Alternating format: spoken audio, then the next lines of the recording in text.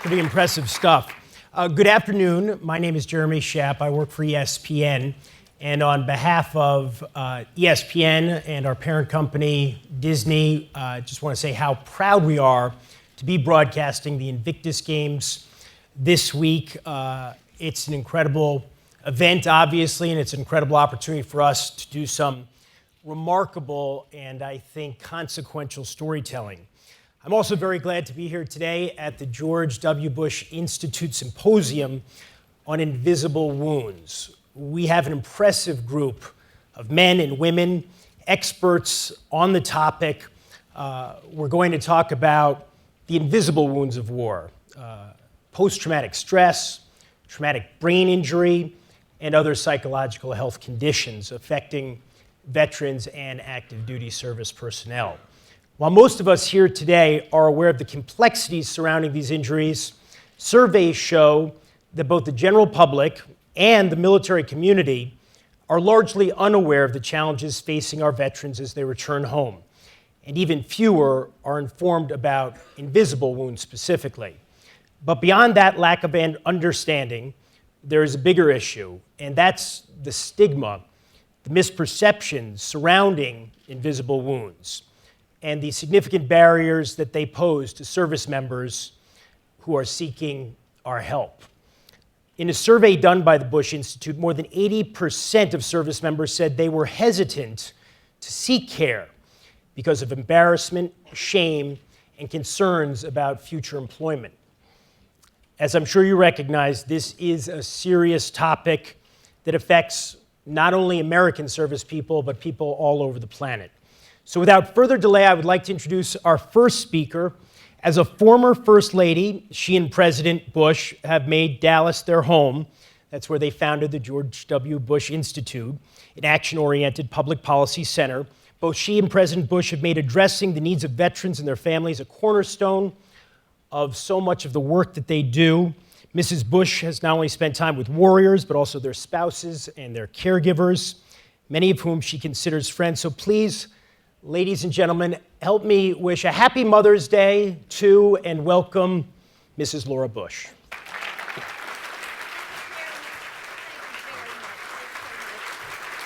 Thank you all. Thanks, everybody. Thank you very much. Thanks, everyone. Thank you all. Thank you, Jeremy. Thank you for the warm wishes and for the introduction. And thanks, everyone here. Thank you all for coming today. Thank you for your warm welcome, and thank you for joining us as we talk about the invisible wounds of war. The Bush Institute's Invictus Games Symposium that addresses this issue that affects so many veterans and soldiers and returning military.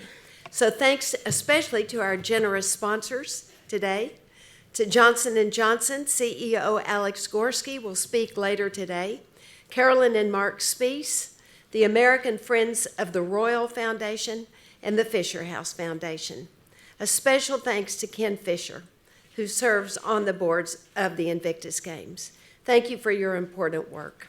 And thank you for bringing this year's Invictus Games to the United States. I especially want to thank Prince Harry for joining us today. George and I are thrilled to be part of the terrific Invictus Games competition that he founded. I'm grateful for the many veterans and military leaders who are here with us. Thank you for your service and for your leadership. And of course, a heartfelt thanks to the military families for your devotion to your family members and your loved ones. So happy Mother's Day to all of the mothers here, especially the mothers joining us as competitors and as caregivers. Mothers have the most important job in the world, and today we celebrate you. So thank you for spending part of your special day with us. It's important that we honor the mothers and caregivers in our lives by discussing the topic of today's symposium, addressing the invisible wounds of war. George and I are committed to caring for our veterans and their families through the work at the Bush Institute. We celebrate the service and the sacrifice of our veterans at the Warrior 100, a 100-kilometer bike ride that we host at our ranch in Crawford, and at the Warrior Open, a competitive golf tournament held in Dallas. We've listened to the Warriors tell their stories of triumph and of struggle. And through these testimonies, we recognize that the invisible wounds of war are not treated in the same way as the visible wounds. And that's why we're here today, to educate more people about those invisible wounds and how to care for them. So I'm happy now to introduce President George W. Bush and Prince Harry and two Invictus Games competitors, Lance Corporal J.J. Chalmers and Master Sergeant Israel Del Toro. These warriors will talk about their injuries and their recovery, and they'll tell us how all warriors can seek better support and care for invisible wounds. Thank you all so much for joining us here today. Come on, Izzy.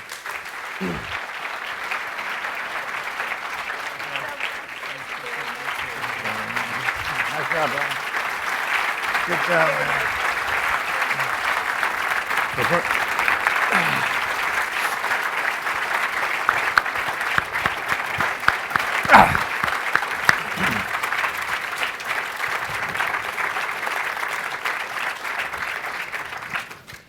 Thank you so much.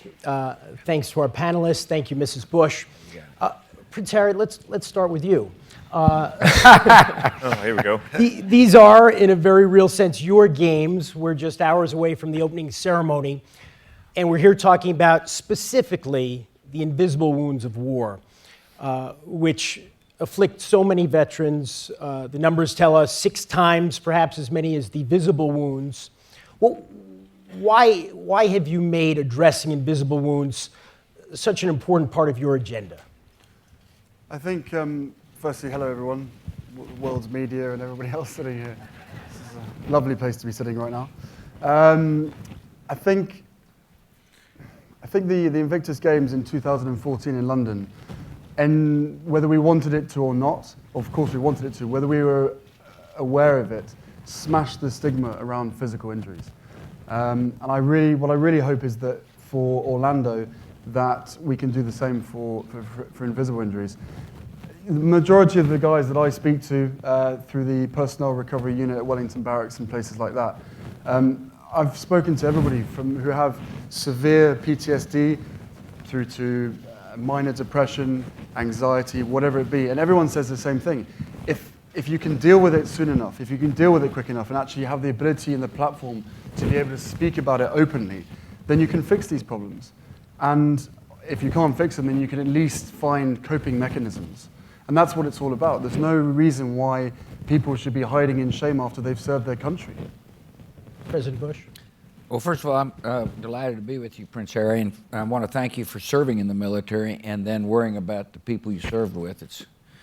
I'm confident you could have chosen another path, and you chose to do the hard thing, and we appreciate it. And thank you very much for the Invictus Games, Jeremy. I miss saluting the vets. I have great respect for the men and women who volunteered for our military. I also understand that these men and women can be a tremendous asset for our country. And therefore, I want to be a part of helping them transition from the military to the private sector. And one of the real problems we have is the invisible wounds of war.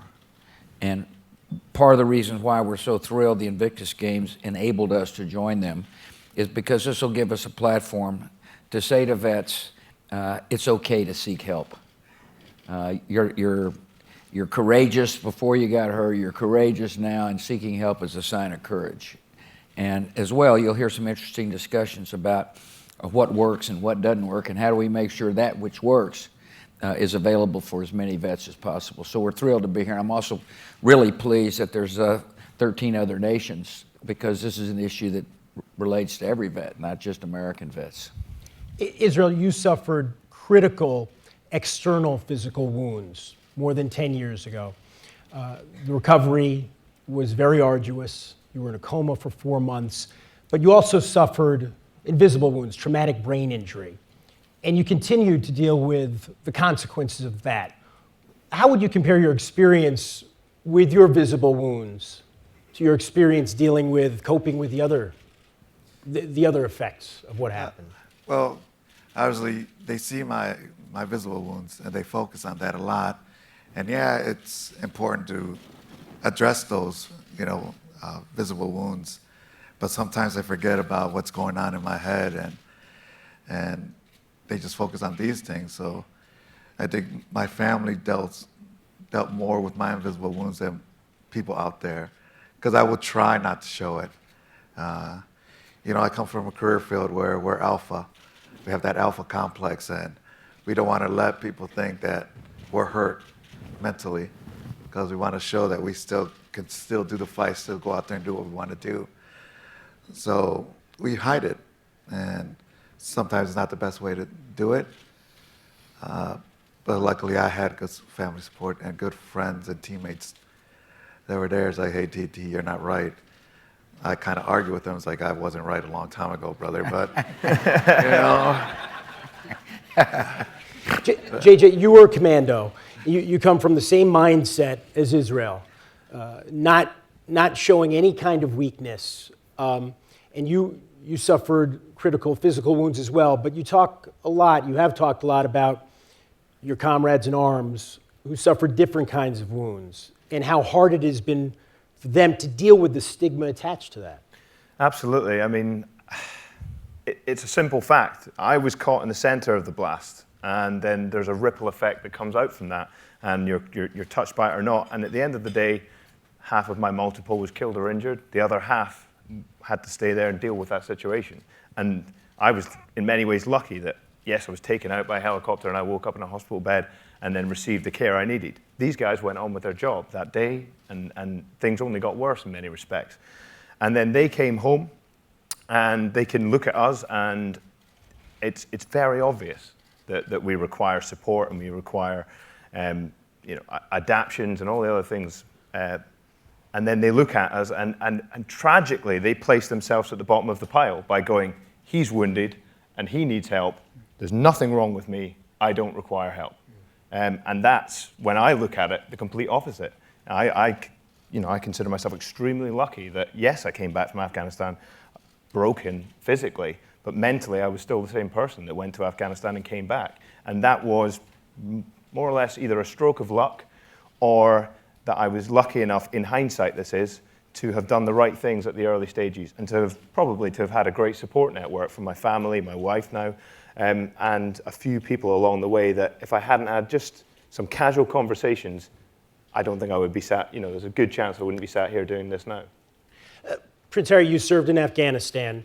How do we change that mindset, which is perhaps the most important stumbling block to getting treatment, is a willingness on the part of those suffering from invisible wounds to come forward? How do we get rid of the stigma and make it possible for people not to be ashamed when they talk about this?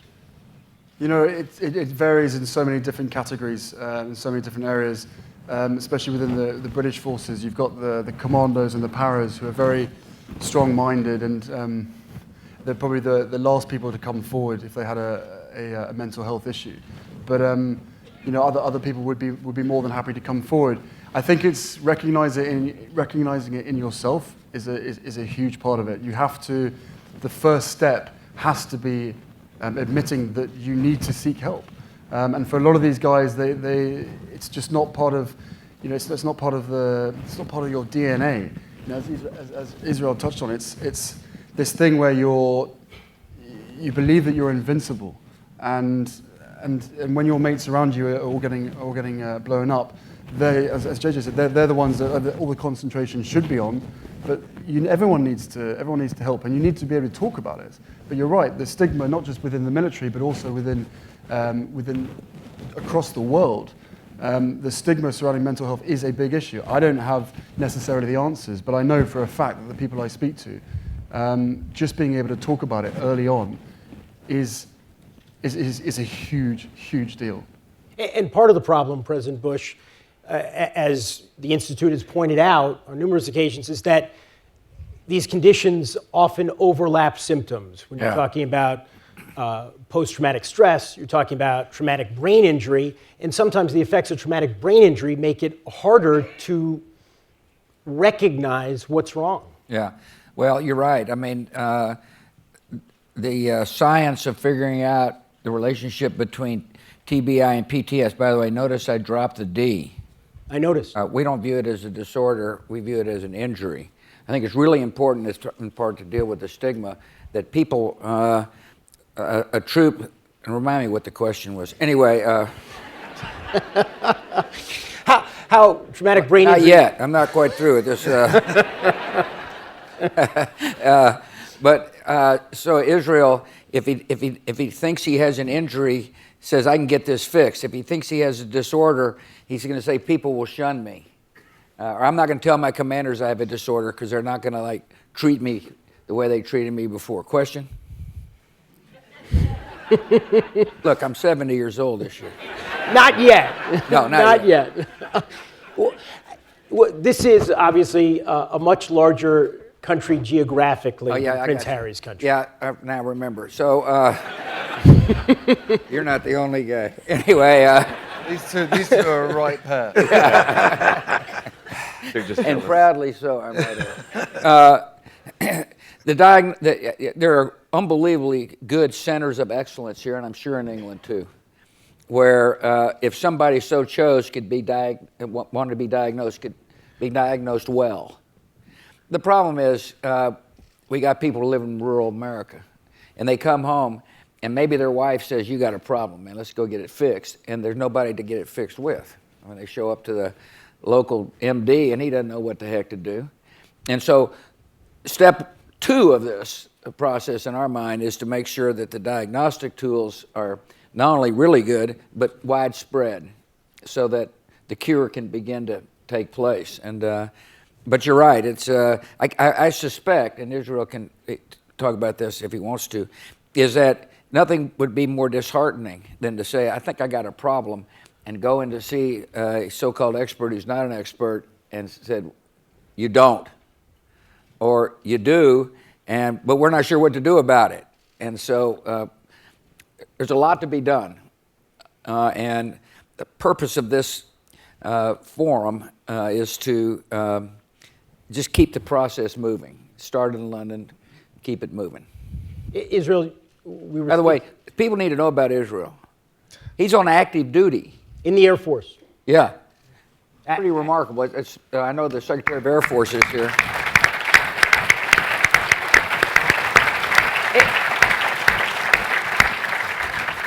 But it speaks to two things. We got a lot of military brass here. I think it's thanks to Harry. And but it's a remarkable military that says this man still has talent. And I know the Secretary of Air Force is here, Chairman of the Joint Chiefs. And it's also remarkable that Israel still wants to serve, but the fact that the military is willing to keep his talents alive for other troops is really a smart thing to do. Thank you, sir. Yeah. Israel, as we all know, suicide is a problem in the veteran population. You told President Bush and me just a couple hours ago that you recently lost a teammate to suicide. In your experience, how effectively are mental health issues being addressed now in the community? Well, it really depends on where you're at. It really is, and what supports they have. Again, the president said if you're out in, whoops. I hope no one from the FCC is here. What, you want to try that again? Out in rural America. Yeah.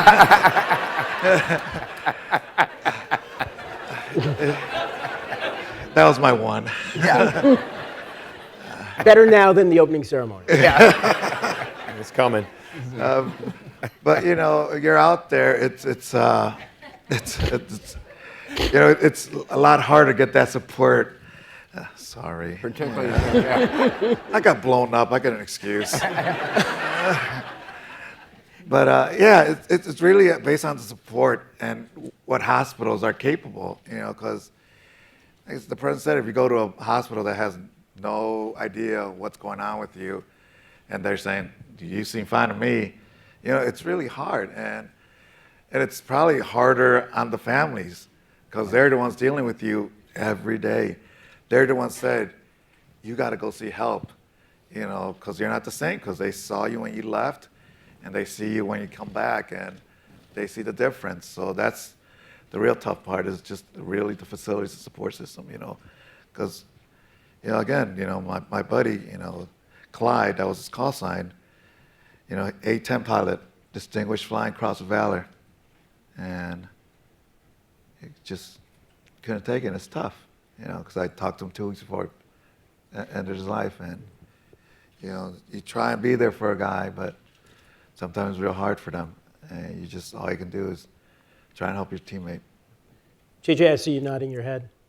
Absolutely. I think one of the ways that one of the best chances we have of addressing this issue is if it comes from the guys themselves.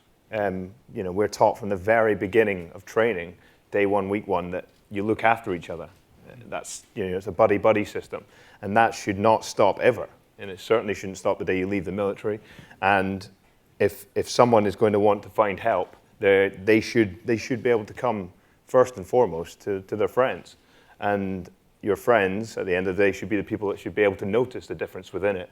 But that's all well and good.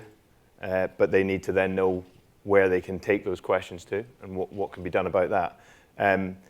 But I've noticed a big difference in the last 5 years, most certainly since I was injured, of guys knowing where to go and also being much more open and frank about it. Because we all know, as you said, we're trained to block away our emotions and get on with the job and do all these things.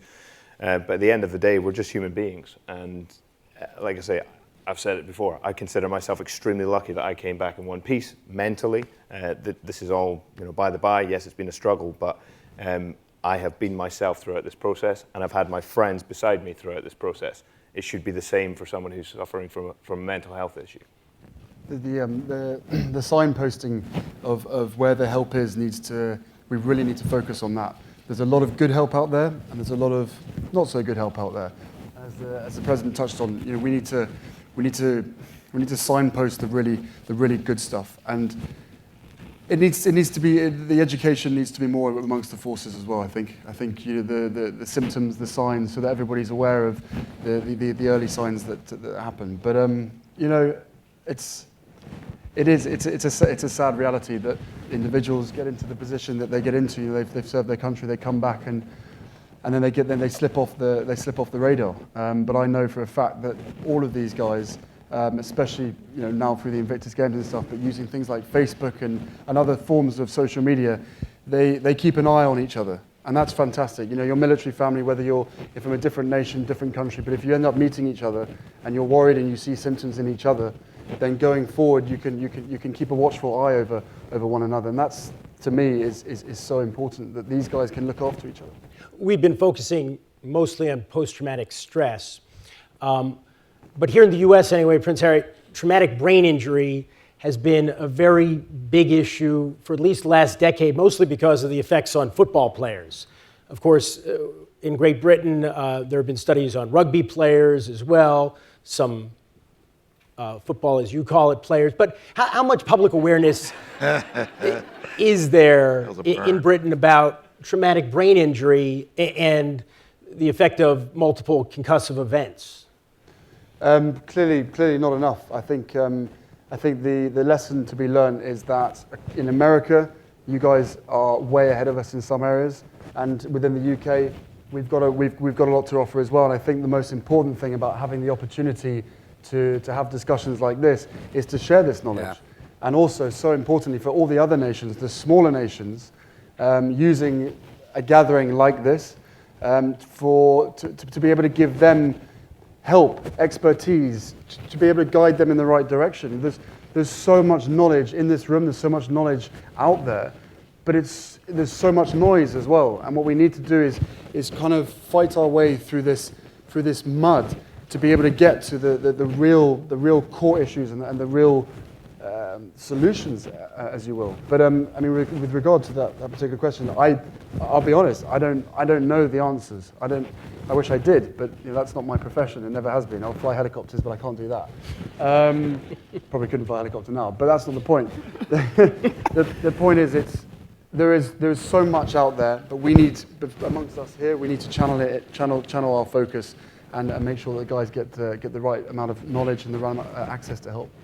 President Bush, you've talked about how it's incumbent upon medical professionals, the VA, to do their best on this issue, having sat atop that vast bureaucracy.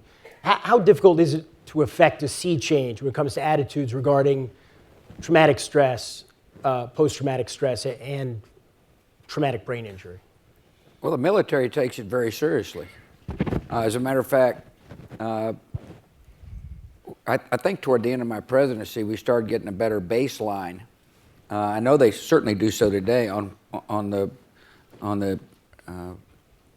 mental footprint, I guess. It's kind of an oxymoron, but anyway, the blueprint of his brain before combat and after combat, which is a good measuring stick. That's a change. That's because the military wanted it done. Our generals and commanders care deeply about our troops.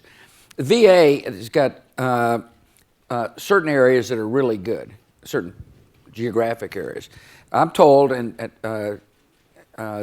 one of the issues in certain of the VAs is that a lot of Vietnam vets are now beginning to manifest PTS, and therefore the current vets coming back, if they so choose, are having a little trouble getting in, which has got to be discouraging. On the other hand, you do want to take care of the Vietnam vets. And so,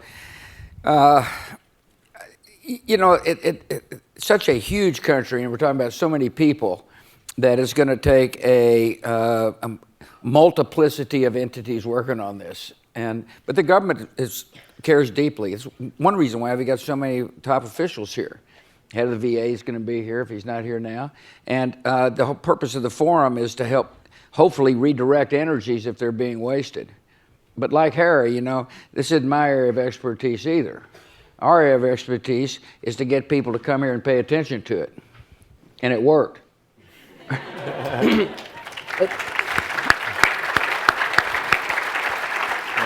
And nobody has done more to bring attention to these issues, you could say, than DT over the last decade. People have been touched by your story. People know your story. You're competing here in 3 events at the Invictus Games. Well, when you can channel some of your energies and some of your experiences into that kind of physical outlet, what you're doing here, how is that therapeutic? Well, for me, it just puts me in a zone. It's everything. I tune everything out. I almost feel that I'm myself in my own little element, because I was an athlete, and to be able to use sports to channel that, to get me to a place where I don't have to worry about anything else but I'm doing right now, from either if it's powerlifting or shot put discus, or even when I'm shooting air rifles down at the Olympic Training Center. It's a calming place for me, and it helps a lot of us. But the best thing is, I'm still active, so I still have that camaraderie with my teammates out there, but a lot of these guys are out. So when they're able to use sports and get together, that's the closest they'll come back to being in the military, that camaraderie. So for me, it's very calming, well, except for powerlifting. I listen to some crazy stuff that gets me going. See, I didn't swear that time. But you don't want to be calm when you're lifting. You would be amped. Yeah, I got to get pumped up, and same with shot put. But when I'm cycling and when I'm shooting, it's very soothing. I can just go out and just ride, or I can just focus on that target and just hit it. Get that perfect 10.9. So it's nice. And the great thing is, my son comes out with me a lot, and he's out there with me, and telling me to come on, Dad, stay strong, finish strong, and stuff like that. And sometimes I don't hear him, and my other teammates hear him. I was like, dude, your son should be like your trainer. It's great, But I wanted him to play baseball and make Daddy rich. So, but no, this, it is. It's very great, and it's great that everyone's here to listen to this, and to have President Bush. But I really do think it's because we have a young, good-looking prince here. That's why everyone came out. Yeah. They really don't care about us. Like, ooh, it's the prince. JJ, for you, when you're out there and you're in the moment competing, You lost the train of thought. there's no competing with DT. The Invictus Games have helped people. They give focus. Do they actually, physical activity like this, do they alleviate levels of stress as well? Oh, absolutely. I mean, recovery, physical recovery is physical. You're in the gym all the time, you're going through the motions, you're working on certain muscle groups, etc. But it can get quite boring at the end of the day. And you are doing something which has been forced upon you effectively. Whereas sport is something you can choose to do. It's something that it is yours, and you can have your mission that you've come up with. And it was the same for why I joined the Marines. I wanted to achieve something. And so to have that again is a massive, massive thing. And then, Prince Harry said that what he wanted to do was give opportunities in sport, and he wanted to give a platform where we could tell our stories and create some sort of good and inspire a generation, etc. Opportunities in sport for me, Invictus Games opened my eyes, and now I'm coming back to these games to help present at them. And I've got a career now which I never expected a year and a half ago, and I certainly didn't expect 5 years ago when I was in Afghanistan. But more importantly, I've been given a voice, and I want to have, I want the opportunity to give everybody a voice and be able to change the narrative, because our story, albeit that some elements of tragedy within it, is a story of triumph at the end of the day. This is an inspirational story, and that's how it should be told, and that's how I want to continue to tell it. And success at these games, for me, is to see the leaps and bounds we had for physical disability, not just for the military world, but for civilian street as well. I want to see that for mental health, because if they can see Marines, commandos, Air Force guys, whoever it is, confronting this taboo, then we can do it in Civvy Street. It's as simple as that. And that's success for me at these games. Well put.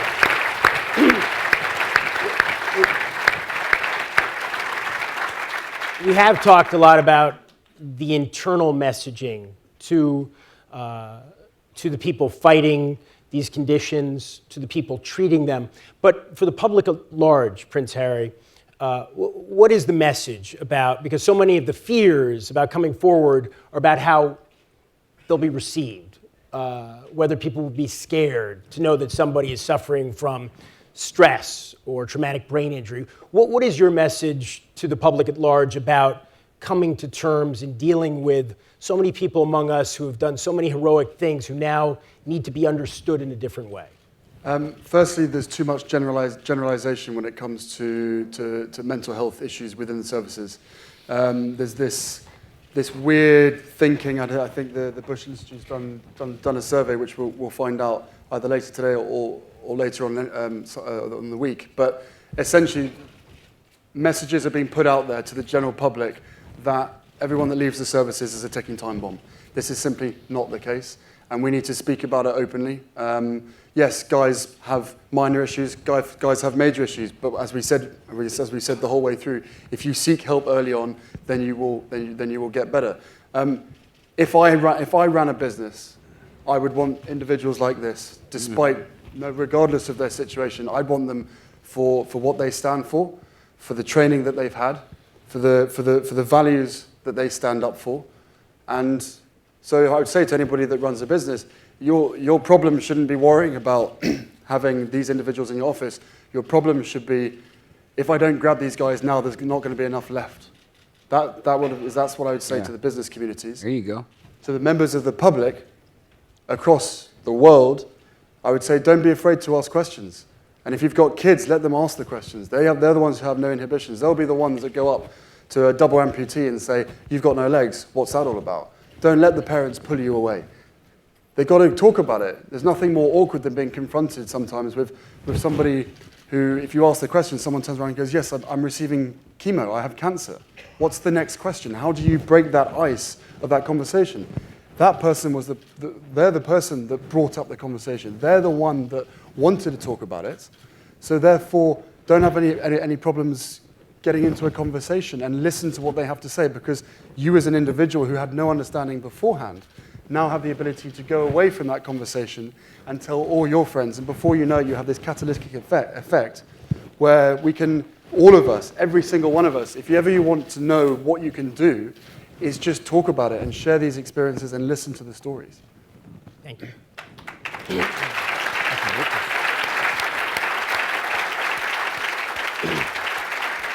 President Bush. I'm not sure I even answered your question. I think you did. I think you did. Sorry, lastly, and what I love about America is the thank you for your service. And it is, you know, you lead by example, which is incredibly important in today's world. And it's an amazing foundation to start with. But I think now we've got to the point where it needs to be more than that. It needs to be more than thank you for your service. We need to we all need to open our doors to these amazing individuals, because, as I said, you know, we value these people. They're the ones that have put their lives on the line. Their families have sacrificed everything. And they deserve so much more than a shake of the hand and a thank you. And in some cases, not even that. Yeah. President Bush, it's your institute, it's your symposium. Any closing thoughts? There's not an ounce of self-pity in DT or JJ or PH. No.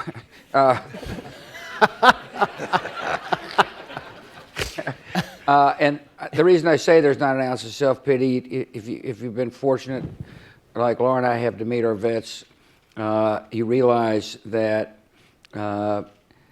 they want help, but they don't want pity. And we got a lot of citizens of this country saying, woe is me. Man, is my life miserable. The best thing about these games is they can take a look at DT. You want to see somebody's life was miserable at one point and said, I'm not going to let it get me down? This is the man right here. And so our vets not only can make huge contributions, and I really appreciate what you're saying about employees, but our vets can set such an incredibly good example for people who are should view themselves as fortunate to live in our country. Anyway, I want to thank you for doing this. I want to thank the Fisher House. I want to thank the Disney people as well. These people know how to put on a good party. We try.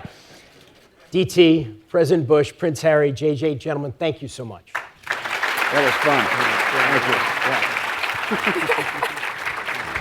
Good job. Really good job. Thank you. Yeah, that's great. Thanks, Joe. Yeah. Come here, DT. Good work, man.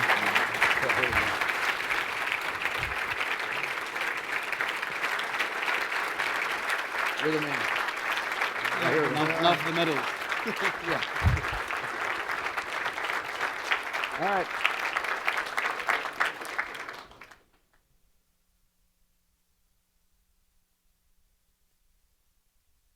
I think sometimes, you know, veterans and service members can be more comfortable with physical wounds rather than the invisible wounds. It's the culture, you know, hey, I got shot, look at this. And I think there's no distinction between that and a visible wound. You know, whatever, you know, MTBI, TBI, PTSD, it's all the same. You know, you might not be as comfortable discussing it, but it's still a wound you received in war.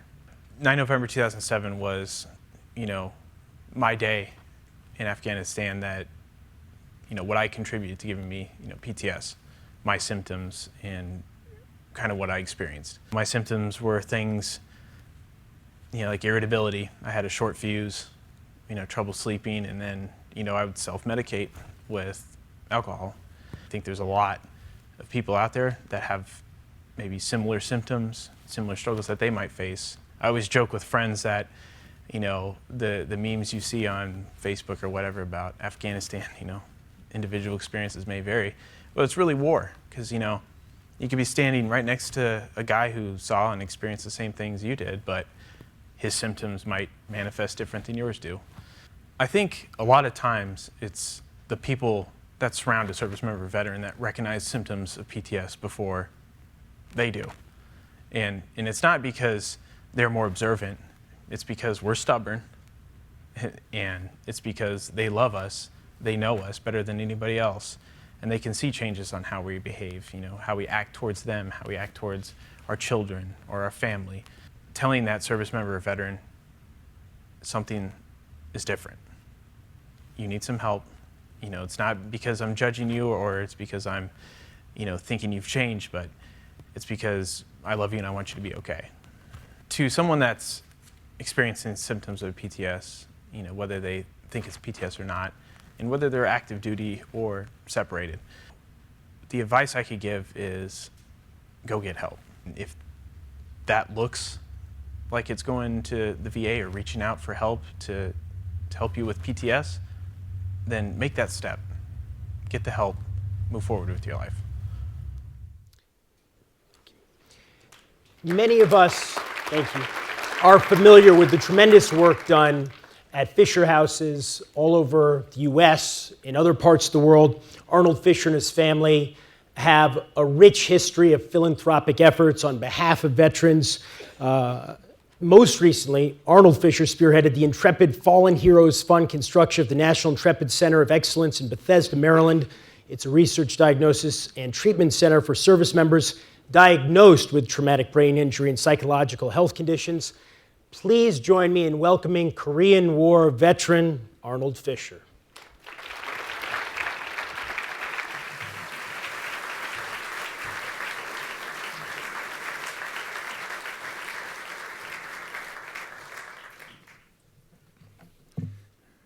President Bush said that he was 70 years old and probably wouldn't remember everything. I'm 83 and I sure don't remember everything. First of all, good afternoon and thank you all for being here. I'm glad to have President and Mrs. Bush, His Royal Highness Prince Harry, and the Bush Institute here discussing this important topic, understanding and overcoming the invisible wounds of war. But if I could say something before I start, I'd like to take a moment to make a special thank you. As a father, I'm the reason probably that Kenny is here. But in fact, he's the reason that I'm here. Kenny, you have done an unbelievable job. I'm incredibly proud of you and what you've done, both, well, not since you've been a little boy, but a little later. And I just want you to understand that I'm very proud to be here.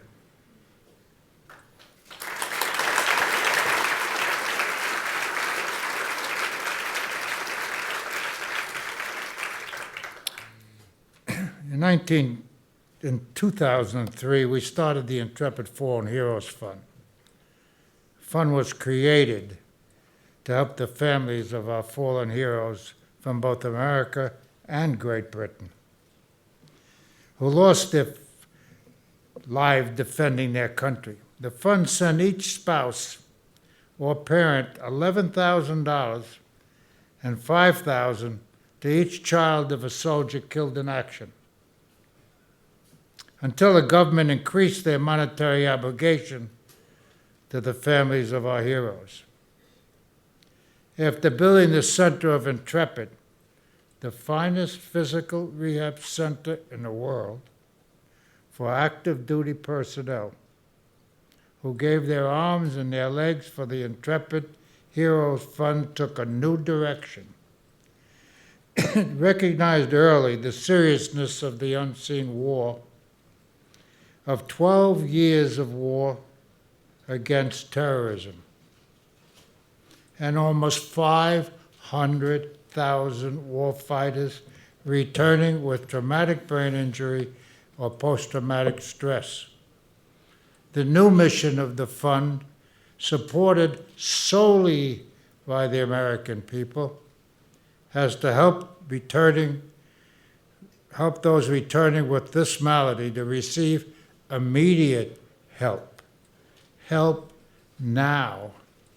Not a promise of help, active, actual help. We need, when the soldiers and the Marines and the airmen and sailors leave their base and go to theater, they come back to their base.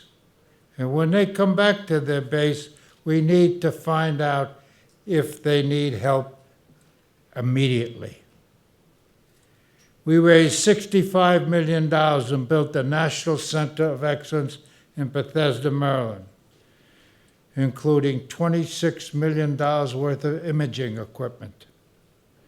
Together with the DoD, it has established a database of 30,000 to 40,000 cases in order to help with the front-line immediate diagnosis and treatment.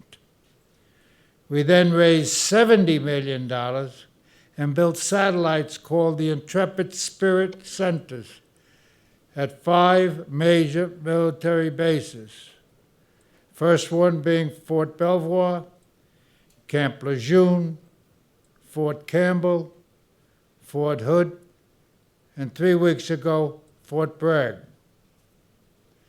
We are in the process of trying to raise an additional $50 million to complete 4 additional centers, because the American military needs the help now, not promises of help.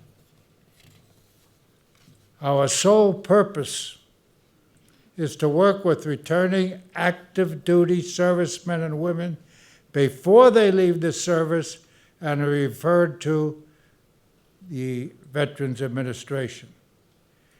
The results of the accomplishments of the 5 Spirit Centers now open and operating is an amazing 92% rate to return to active duty or back to their families as whole people again. When we started our efforts with enthusiastic support of the Vice Chief of the Army, General Dick Cody, many thought that TBI was untreatable. For me, returning 9 of 10 military TBI sufferers to active duty and full lives is a defining statistic of success, which needs to be broadcast to Congress and the American people. The multidisciplinary treatment protocols developed by the Center of Excellence and the Spirit Centers are changing and improving the lives of our military and can be informative for the wider community of mental health professionals all over the world. Intrepid focuses on building buildings, centers, Fisher houses, satellite centers, which are more than brick and mortar, because we've created a culture of healing and revival which makes the treatment process more effective. We have established zones of safety and wellness for our TBI injured and their families, so rehabilitation is dynamic and complete. And our goal, our mission, our obsession is to do it now. All of the contributions to the Intrepid Fallen Heroes Fund go to the construction of these spirit centers. No money is deducted from the funds raised by the fund, so every dollar helps our mission now. For all of you here today, we are witnessing an ongoing miracle, which did not happen after Vietnam. An America which honors its veterans military, volunteer military. An America which understands this is not charity, but our sacred duty, An America which has made a promise to those who volunteer that if you come back broken, we will honor you, we will cherish you, and we will help you get well. Intrepid Fallen Heroes Fund is a key participant in this dramatic determination advocated by President Bush to recognize active duty personnel and their families who have deserved our help in return to life or civilian life. My family and I have seen firsthand how significant numbers of active military rely on the Intrepid and Fisher House organizations and services them to help them heal their wounds of war. This symposium, Mr. President, is an authentic demonstration of your message and America's message to our wounded wars. We will not forget you. We will fulfill our duty to repair you, and we'll embrace you, and we will do it now because we love you. Thank you.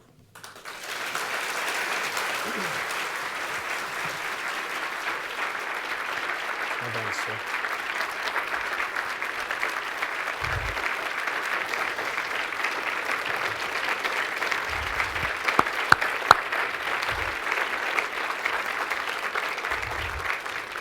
Thank you, Mr. Fisher. Our next speaker was the 32nd Vice Chief of Staff of the United States Army. In that capacity, he was responsible for the operations of the Army and its 1.1 million active and reserve soldiers, including the oversight of the Army's R&D programs and the implementation of recommendations related to its behavioral health programs. He is now the CEO of another organization that works to solve problems for veterans, One Mind. Please join me in welcoming General Peter Corelli.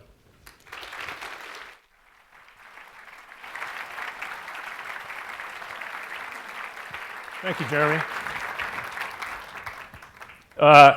Arnold Fisher is one of my heroes for what he has done for all servicemen and kept the focus on the invisible wounds of war. And I want to thank both President Bush and Prince Harry for having this symposium. And I know the policy work that's going to go on after this symposium concludes, which I think is absolutely critical. A lot of folks are trying to push this to the side, and it's wonderful to see two leaders like this put a focus on the invisible wounds of war. I spent 2 combat tours in Iraq and had no idea what traumatic brain injury and post-traumatic stress was. I knew what my football coach had told me about a concussion, shake it off and get back in the game. And somebody had brought me up right, and I knew I had combat stress teams, and I gave them priority for aviation, but I had no idea what they did when they went up to forward operating bases to take care of soldiers who had lost comrades in battle. And it wasn't until my 4th day as Vice Chief of Staff of the Army that MedCom came in with a briefing to show our most prolific wounds coming out of the war. This was 2008. And I was sure those soldiers that lost arms and legs and been shot would be at the far hand left of that slide, but that wasn't the case. 11% had lost an arm or leg or had multiple wounds, and 36% in 2008 had traumatic brain injury or post-traumatic stress. And I left as vice in 2012. That number had grown to 67% had either traumatic brain injury or post-traumatic stress, as rated by the VA, with a single disability of 30% or greater. Now, those are huge numbers. And here I was, a person who didn't understand what they were. Now, I looked into that. I learned everything I could about traumatic brain injury and post-traumatic stress, and I've come to the conclusion that we don't have great diagnostics. We have Glasgow coma for traumatic brain injury, works real well if you have a severe traumatic brain injury, but for mild and moderate, which many of these warriors suffer, it is not a good prognosticator of patient outcome. We have DSM-5 for post-traumatic stress. We went from 18 questions to 21 questions, from DSM-4 to DSM-5. And none of you would have to stay up all night to know how to answer those questions in order to get someone to think you might have post-traumatic stress. Before you can get treatments that work all the time, you've got to have good diagnostics. And to me, that is the key. And that's what my organization, One Mind, is focusing on. Trying to find biologically based diagnostics that will give us the targets we need to get everybody back into this game of neurodegenerative diseases.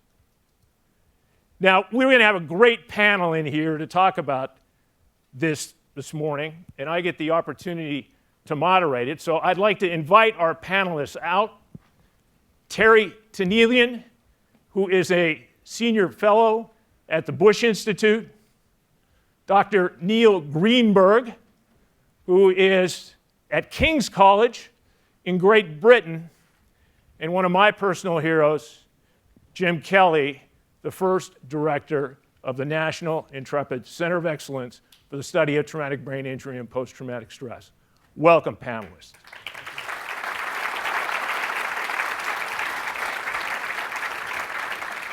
Now, I'd like to have you all take a minute and fill in on the bio that I just provided. Terry. Great. Well, thank you so much for the opportunity to be here. It is really wonderful to be among the competitors, their families, our distinguished guests, my esteemed fellow panelists, and many, many familiar faces and colleagues in the audience to talk about these issues today. As General Crowley mentioned, I am a fellow with the George Bush Institute, but I'm also a senior researcher at the RAND Corporation, where I've spent the past 15 years studying the issues that affect our service members, our veterans, their families, and their caregivers, trying to identify the challenges that they face, but also identify solutions that can help address them and improve their lives. So I'm happy to be here. Royal Highness, President Bush, Lady Bush, colleagues, friends, it's a real pleasure to be here. My name is Neil Greenberg. I'm a psychiatrist. I served in the Royal Navy for just over 23 years and was lucky enough to spend time going around the world on ships, getting slightly smelly on submarines, and after completing my commando course, serving with the Royal Marines Commandos. I conducted a lot of research. I've been to hostile environments in Afghanistan and Iraq with fellow soldiers and sailors and airmen. And since leaving the military about 3 years ago, I've become the Royal College of Psychiatrists lead on military and veterans health. So I have a great role in the UK of trying to be the independent voice in what's otherwise a busy field of care providers. And I guess most importantly, I'm the proud father of two beautiful 5.5-year-old girls who are very peeved that Dad's in Disney World without them. President Bush, Mrs. Bush, Prince Harry. I'm Jim Kelly. It's been an honor being involved as senior fellow for the Bush Institute for the last several months in preparation for this and beyond, Mr. President, with the Invisible Wounds campaign that the Institute has decided to take on, which is, I think, just magnificent. I was honored to serve for 6.5 years as the founding director of the National Intrepid Center of Excellence at Walter Reed in Bethesda.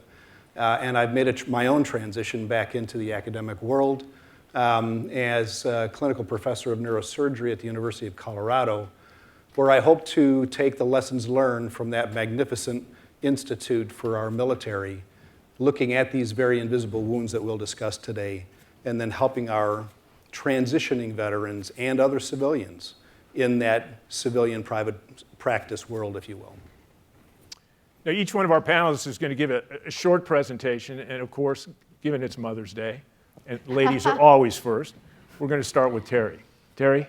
Great. Well, thank you again, General Crowley, and President Bush, Mrs. Bush, Prince Harry. It really is an honor to be here. I've been asked to try to provide a high-level overview of why the invisible wounds of war have become so significant, particularly here in the United States. So first, I'd like to start talking about the context of these deployments. Since the terror attacks of 9/11, we have deployed 2.8 million Americans to support the global war on terror. Many of these individuals have had to deploy 2, 3, some 4, 5, 6 times. And some have had their tours extended to meet the evolving demands in theater. The dangers to which these men and women have faced has varied greatly over time. And while we know that many have faced catastrophic injuries, our medical advances have enabled them to survive. Our rehabilitation services, the Intrepid Centers of Excellence, have offered them the opportunity not only to regain physical function, to return to active duty, but with their grit and determination, also to compete here at the international level. And so while we celebrate and just admire these amazing accomplishments and milestones, we're also here to be mindful of those that are continuing to struggle with war-related wounds. It was early in the deployments for the United States that we began to understand the mental toll that these wars were taking on our troops. In 2004, an early study done among Marine and soldiers found that about 1 in 5 were returning with symptoms consistent with post-traumatic stress disorder, or PTSD. In 2007, as a presidential commission began looking at our care for returning warriors, they too found significant numbers of post-traumatic stress disorder. But they also called our attention to the high numbers of traumatic brain injury. And as such, PTSD and TBI became labeled the signature injuries of the conflicts in Iraq and Afghanistan. While it's important that we now talk about these issues, we also need to recognize that these injuries, in fact, are not new. They're as old as warfare itself. We see from the early writings of Greek tragedies, heroes like Ajax struggled to come to terms with the issues of the things that he saw and that he had done while he was in battle. Throughout our history, we have seen these stories repeat in our military manuals, our textbooks, novels, and even in the movies. What is new, however, is that we have developed and continue to develop sophisticated tools for recognizing, identifying these injuries, to understand their consequences. We also have the opportunity to have diagnostic nomenclature that will enable clinicians to understand their phenomena so that they might be able to render appropriate care. We also have efficacious treatments to address them, meaning we have an incredible and important opportunity to provide hope and recovery to all of those who experience them. Since that 2004 study, we know that studies have consistently shown that here in the United States, about 15% of those who had deployed to support operations in Iraq and Afghanistan meet criteria for post-traumatic stress disorder. What we also have learned from these studies, though, is that only about half of those individuals will come forward to seek care. For too many of them, as we have heard, they are concerned about how getting help may actually have negative consequences for their career development, but may also affect how others think about them. In terms of TBI, we know that about 339,000 service members have been diagnosed with a traumatic brain injury. And while the majority of these cases, about 83%, as you see here on this slide, are classified as a mild TBI, even those with a mild TBI or a concussion can have long-lasting consequences. It's also important to note that these numbers, these TBI numbers, are likely an underestimate because many who suffer a concussion will not come forward for care. So we need to think about how do we address these concerns. First, importantly, not everyone who deploys experiences PTS or TBI. So what distinguishes those that do from those that don't? Study after study always finds that combat exposure is the single best predictor of experiencing PTS and TBI. So it is what happens to our troops while they're deployed in downrange that matters more than any characteristic they possessed before they deployed. Early intervention is key, just as Prince Harry said, because we know that these conditions can have long-lasting and far-reaching consequences, not just toward the individual warriors, but to their families, their loved ones, and to society as well. Having PTSD is associated with other mental health problems like depression. It's also associated with physical health concerns like cardiovascular disease, as well as premature death. Having a TBI similarly raises your risk of depression, as well as early onset dementia. Individuals who have these invisible wounds of war may also experience decreased work productivity. They may experience substance use, relationship problems, homelessness, and suicide. Thus, we must stave off some of these consequences by ensuring all of those that experience post-traumatic stress disorder or TBI get the help that they need. Doing that will require that we aggressively address the significant access or the significant barriers to access to high quality care across all sectors. While many of our veterans will turn to federal sources of health care through the Department of Defense and the Department of Veterans Affairs, many more are going to turn to the private sector for help. Our first step to ensure that no matter where they turn for help, they will get the right source of care and the right type of care is that we build a common understanding of what these conditions look like. And so my colleagues are going to help you understand a little bit in greater detail what we mean by psychological health condition and PTSD, as well as what we mean by TBI.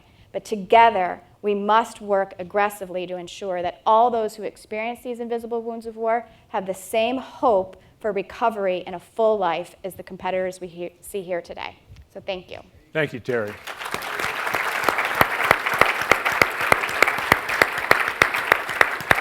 Neil? Thank you very much. Forgive me for having some notes. I'm claiming jet lag. I'm going to aim to follow on from Terry's wise words to just explain a little bit more about what psychological injuries are, how they might present, and some of the challenges to do with treatment. And of course, these are important problems, that has been said, for all countries, including the UK, US, and other coalition nations. I'm going to start, however, with a few nots. Firstly, it's fair to say that not all psychological injuries are PTSD. As you've already heard, substance misuse, depression, and anxiety disorders are equally as common in armed forces personnel, and they have an impact on families, and they're related to deployment. Another important note is that not all military personnel who deploy return with a psychological health problem. As you've heard, many return stronger, better able to face adversity in the future. And thirdly, the impact of psychological injuries are not just on the service member themselves. Spouses, children, family, friends, and indeed the whole of society are affected by these problems. Research carried out at King's College London in the UK, for instance, has shown that service personnel who return from conflict with psychological injuries are 3 times more likely to commit violent offences. We also know that military fathers who have post-traumatic stress or post-traumatic stress disorder are actually more likely to have children who have emotional and behavioural problems themselves. So the impact of these disorders is really quite far-reaching.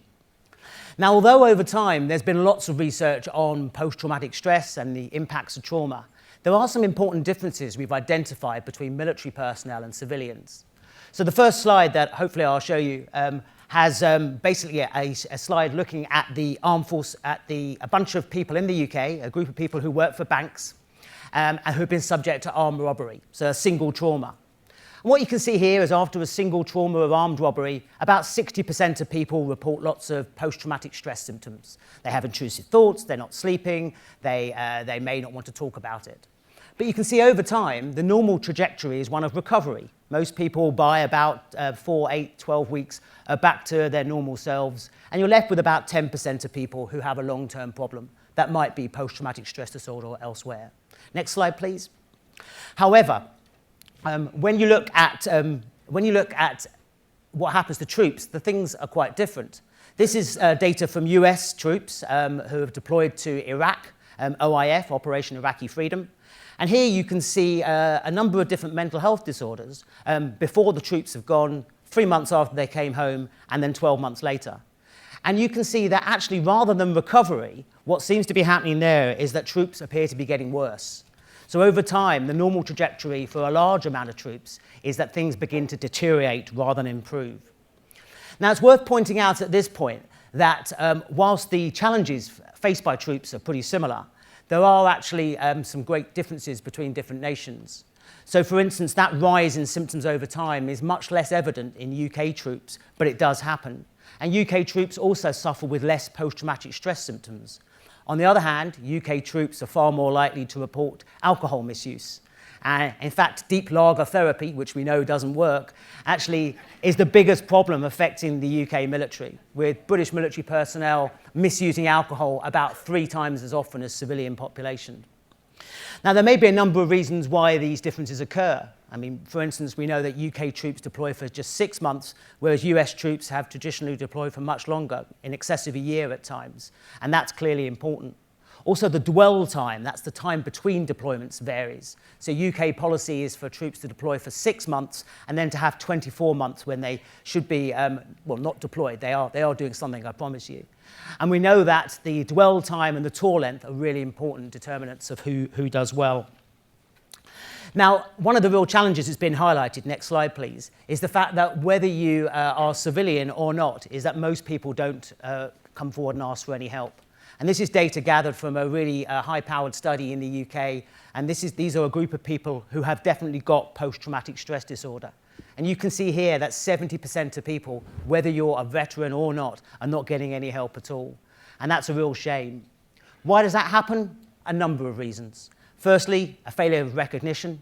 Yes, I'm not sleeping well. Yes, I'm irritable, but I don't recognize that's a mental health problem. You've already heard about stigma, which prevents many people coming forward because they're worried about the impact it might have on their view of themselves and how they're viewed by others. But something that we've identified relatively recently about military personnel is that they're much more keen to solve problems by themselves. And military culture and military training very much encourages you to be the sort of person who just cracks on and solves problems. Now, that's a really useful attribute on the battlefield. It's not such a useful attribute when you're trying to deal with a significant mental health problem.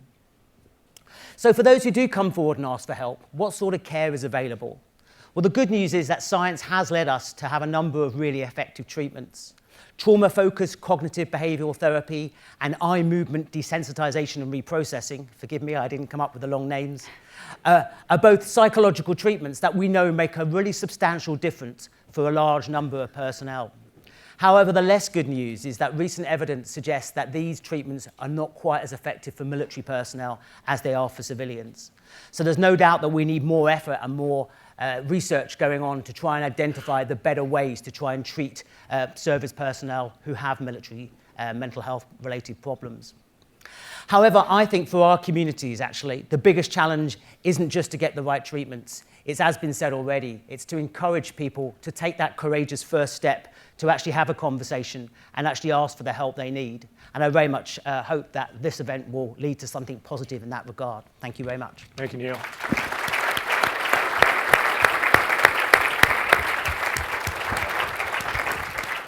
Dr. Kelly.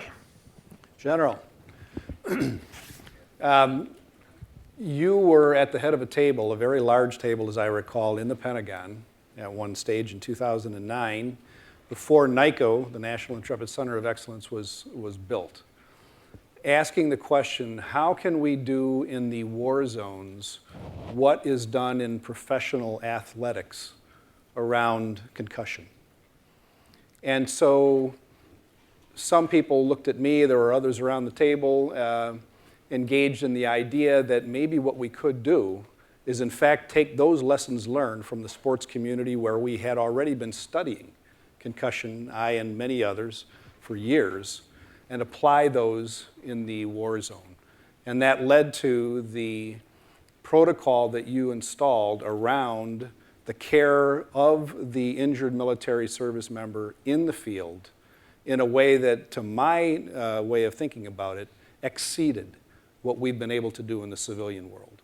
Perhaps it's similar to what happens on the sports fields, but it is definitely better than what, at least in the United States, we have in the private sector outside of that kind of high scrutiny sports activity. As Jim Amos and I, the Commandant, used to be Commandant of the Marine Corps, said at the time, 4 beats 3 beats 2. It was really pretty easy to get it implemented. No. Easy for you. So I'm told that if I wave my magic Mickey Mouse wand, I get the first slide up. This is not our work, but it's similar to what goes on at the NICO and other academic centers. But this is a published study from UCLA from our friend Dr. Dave Habda's work back in the year 2000.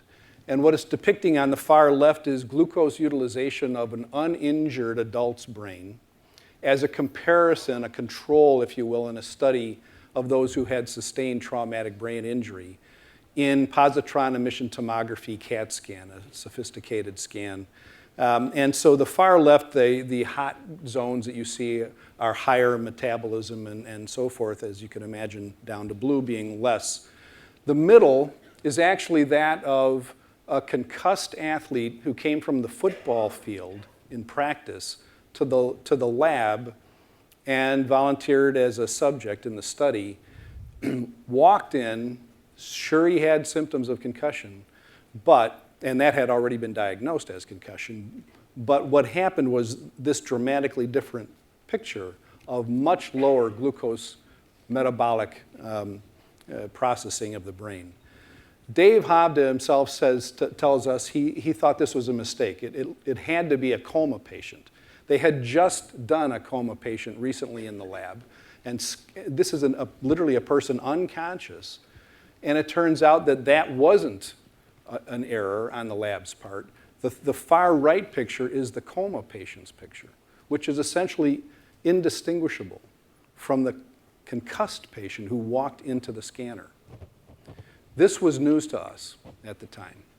This was making an invisible wound visible. This was giving us an opportunity to look at metabolism in an injury setting and across the spectrum of severity in that lab of coma patients through concussion.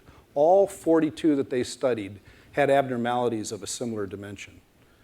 So regardless of the severity, once again back to the issue of the insensitivity of some of our measures, yet now we have one more that can't distinguish coma from concussion, but it tells us the metabolic derangement of concussion is in fact not just real, it's of significant dimensions early on. Next slide, please. We're talking about military experience, and of course in the war zone, the enemy has been using improvised explosive devices and various other blasts.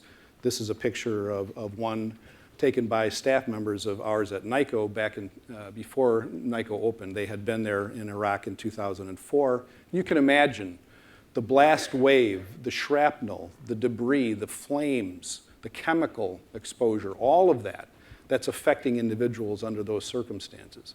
And it's not hard to understand. Some of the people here in the room no doubt experienced something very similar to that. And severe injury and severe traumatic brain injury is pretty well understood. But what about the milder form, like that concussed athlete, or even subconcussive repeated blows? Not only are there multiple deployments, as you heard from Terry, but multiple blast exposures are not at all uncommon in the patients that we take care of. Dozens or even scores of blast exposures in multiple deployments, all of which obviously they've survived, but they have now persistent problems.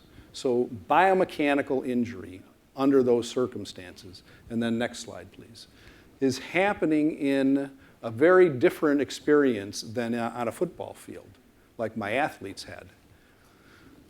This is an unexploded enemy missile that came through the wall and embedded in the floor of a combat and operational stress control treatment facility in Iraq. This is where our service members were going for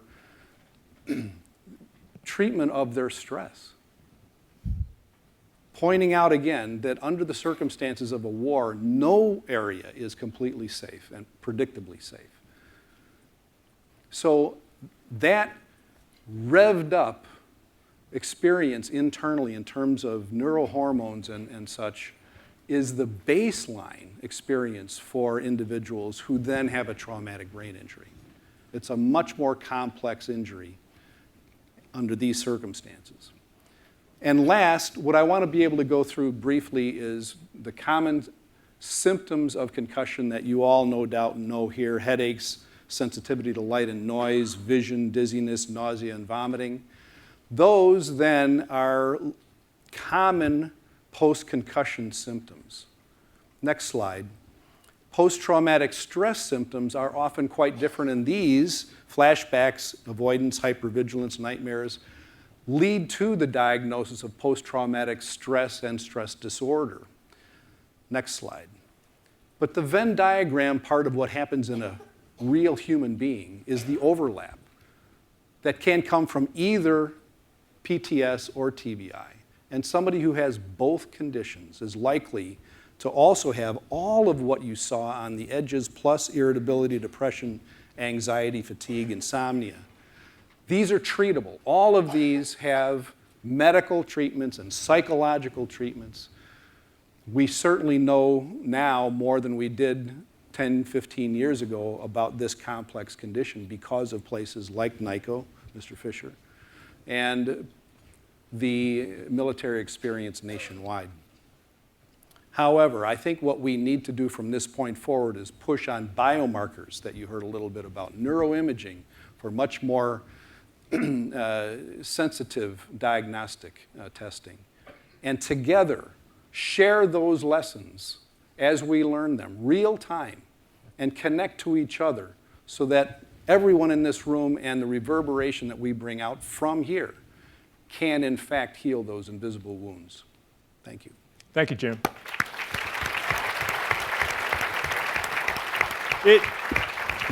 It was amazing for me to see that slide again because, as I told you before, I believed a concussion was something you shook your head off and got back in the game. And a lot of kids that we served with during the Iraq War thought the same, and in Afghanistan. And when I was able to show them that slide, all of a sudden their football coach was no longer the definitive expert on traumatic brain injury. It was a game changer. Neil, I got a kick out of your comment, and I think it's worth talking a little bit about, because I had a similar experience in 2009 when we were looking into this. I asked some of my British counterparts, and they said, well, we don't have as much a problem with traumatic brain injury and post-traumatic stress as you do. Our problem is everybody's coming home and drinking too much. And quite frankly, that's one of the things we see in some of our folks who don't go in and get the help they need. Comment?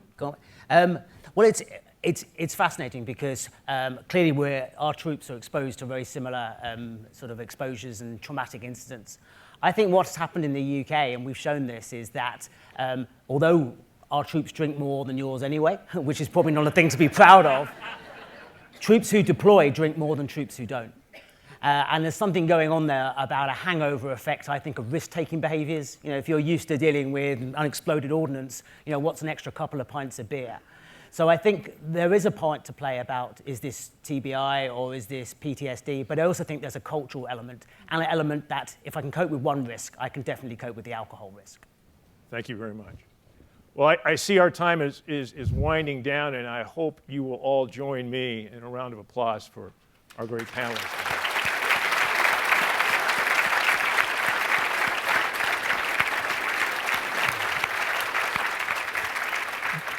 Before I introduce Miguel, I want to tell you about a meeting I had at the Pentagon not too long ago. I was asked to come up and see the Vice Chief of Staff of the Air Force.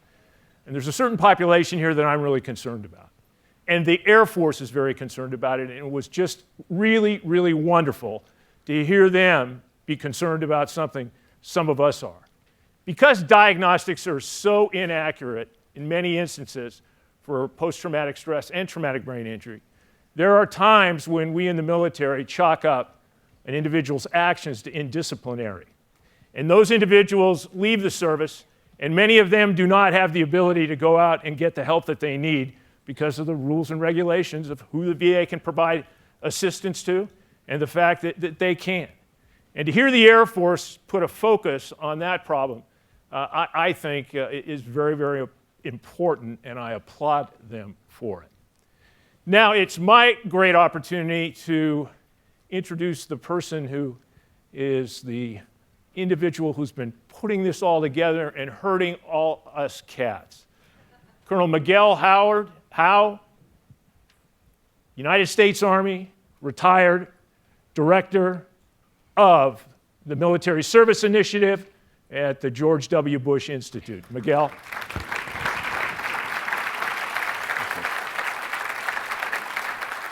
Thank you, General Corelli. Our work at the Bush Institute is focused on fostering a successful transition from military service to civilian life for all of our nation's warriors and their families. And for the last 15 years, millions of warriors from all 14 of our nations. Men and women like Kyle White, J.J. Chalmers, Israel Del Toro, Randy Gavell, and Paul Warren have fought for freedom, protected our countries, and faced down our enemies. They have demonstrated courage, resilience, adaptability, and Invictus spirit. Family members and caregivers like Roxanne Delgado and Rachel O'Hearn have borne the sacrifices of their loved ones' military service. Our nations not only owe them all a profound debt of gratitude, but also still need their leadership, experience, and character. To learn more about the attitudes and perceptions toward transitioning warriors, the Bush Institute recently completed a survey of the general public in the U.S., Canada, and the United Kingdom. We came away with lots of helpful information and 3 headlines. Here's the first headline: the civilian-military divide remains. 7 out of 10 respondents in those 3 countries say they do not understand the problems faced by our military. And you know what? In the United States, our warriors agree. We're also completing a survey of our post-9/11 warriors, and so far, nearly 8 out of 10 say the general public still does not understand the issues that they face. For service members, their families, the transition to civilian life can bring new challenges, including, for some, managing these invisible wounds of war, traumatic brain injury, and post-traumatic stress. But often, when the public thinks of a wounded warrior, they likely think of the visible wounds of war. And what most people don't understand is that the number of warriors who experience the invisible wounds may be as much as 6 times as those that experience the visible wounds. But the good news is, for those that face these wounds, effective care and treatment exists. In the Invictus spirit, each warrior who comes home with or later develops symptoms of the invisible wounds must be the master of his or her fate. They must each take the essential step to seek treatment and care. Unfortunately, there are a number of cultural, social, physiological, and policy-related barriers to accessing that care. According to our survey, U.S. post-9/11 warriors say the invisible wounds are legitimate wounds of war. But approximately 80% of those same warriors say embarrassment, shame, and employability concerns are in fact barriers to seeking that care. And the public agrees, with 90% of those surveyed in the US, Canada, and the UK reporting also that embarrassment, shame, and concerns that getting help may impact the employment prospects of a veteran all represent barriers to veterans seeking treatment and care. Many service members simply mistakenly believe that treatment won't help. In addition, more than 80% in the 3 countries surveyed were aware of PTS or TBI, but reported that it is at least somewhat difficult for veterans with those injuries to find quality resources and treatment options. Whether due to cognitive or behavioral challenges or systemic complexity, navigating the healthcare system is a significant challenge for our warriors and their caregivers. One reason may be that according to a recent study in the United States, only 13% of community-based mental health providers are ready to deliver culturally competent, evidence-based care to warriors confronting these invisible wounds. The unfortunate results of those barriers lead to our second headline. And studies show, as we heard from Terry, that less than half of military personnel and veterans who actually experience these wounds receive care. Now think about that for a moment. Less than half are receiving care.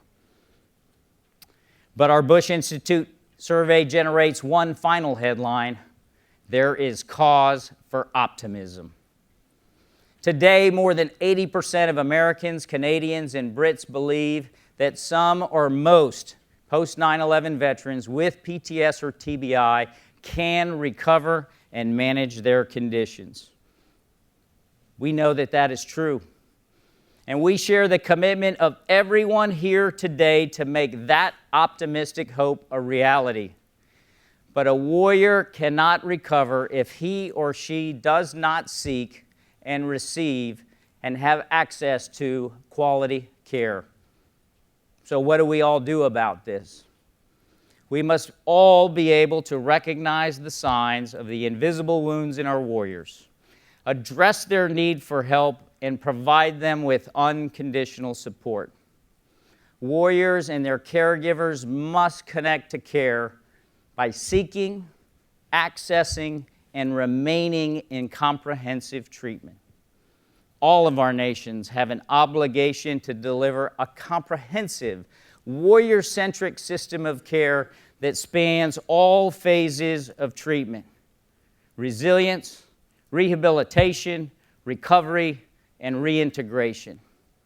And so over the next year, our team at the Bush Institute will be setting an agenda to comprehensively and collaboratively address those three priorities.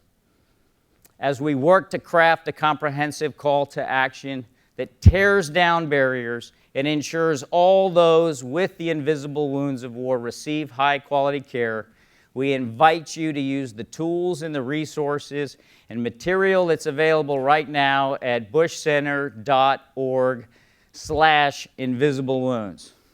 Now, please, pull out your phones and tablets. You probably don't hear that very often at these. Take action now by using the Resources tab on your Symposium app. There you'll find additional information on the invisible wounds of war, as well as a list of things that you can do now to help. Each and every one of us has a role to play. Whether you are a warrior, a friend or a family member and caregiver, a member of the community, or a provider or influencer in the system of care. In the interest of fostering a better understanding of our warriors, please also explore a tab marked Joe's Story. It's often said you can't really understand a person until you walk a mile in his or her shoes. And we hope that this interactive story, drawn from the stories of many real service members, will begin to help to bridge that divide. In the coming months, we'll be convening additional meetings, small and large, to focus on specific aspects of our framework, and will outline policy recommendations to improve the system of care. But we need your support, and we call upon you to join us in this effort. You are all leaders in your field. Ask yourselves, when your warriors come home, those competing here in Orlando this week and those waiting for you, when they come home and accept personal responsibility to seek treatment for the invisible wounds of war, will you have done all that you can to deliver a system of high-quality care so that they can, in fact, act as masters of their fate? In doing so, you not only ensure their quality of life, you empower a generation of resourceful, determined, and experienced leaders to serve your nations for decades to come. Thank you for being here, and thank you for embracing the Invictus spirit in all of your work.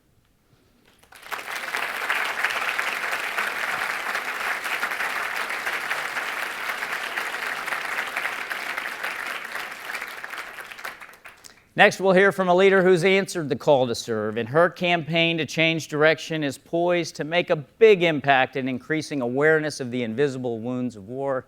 Ladies and gentlemen, Dr. Barbara Van Dalen.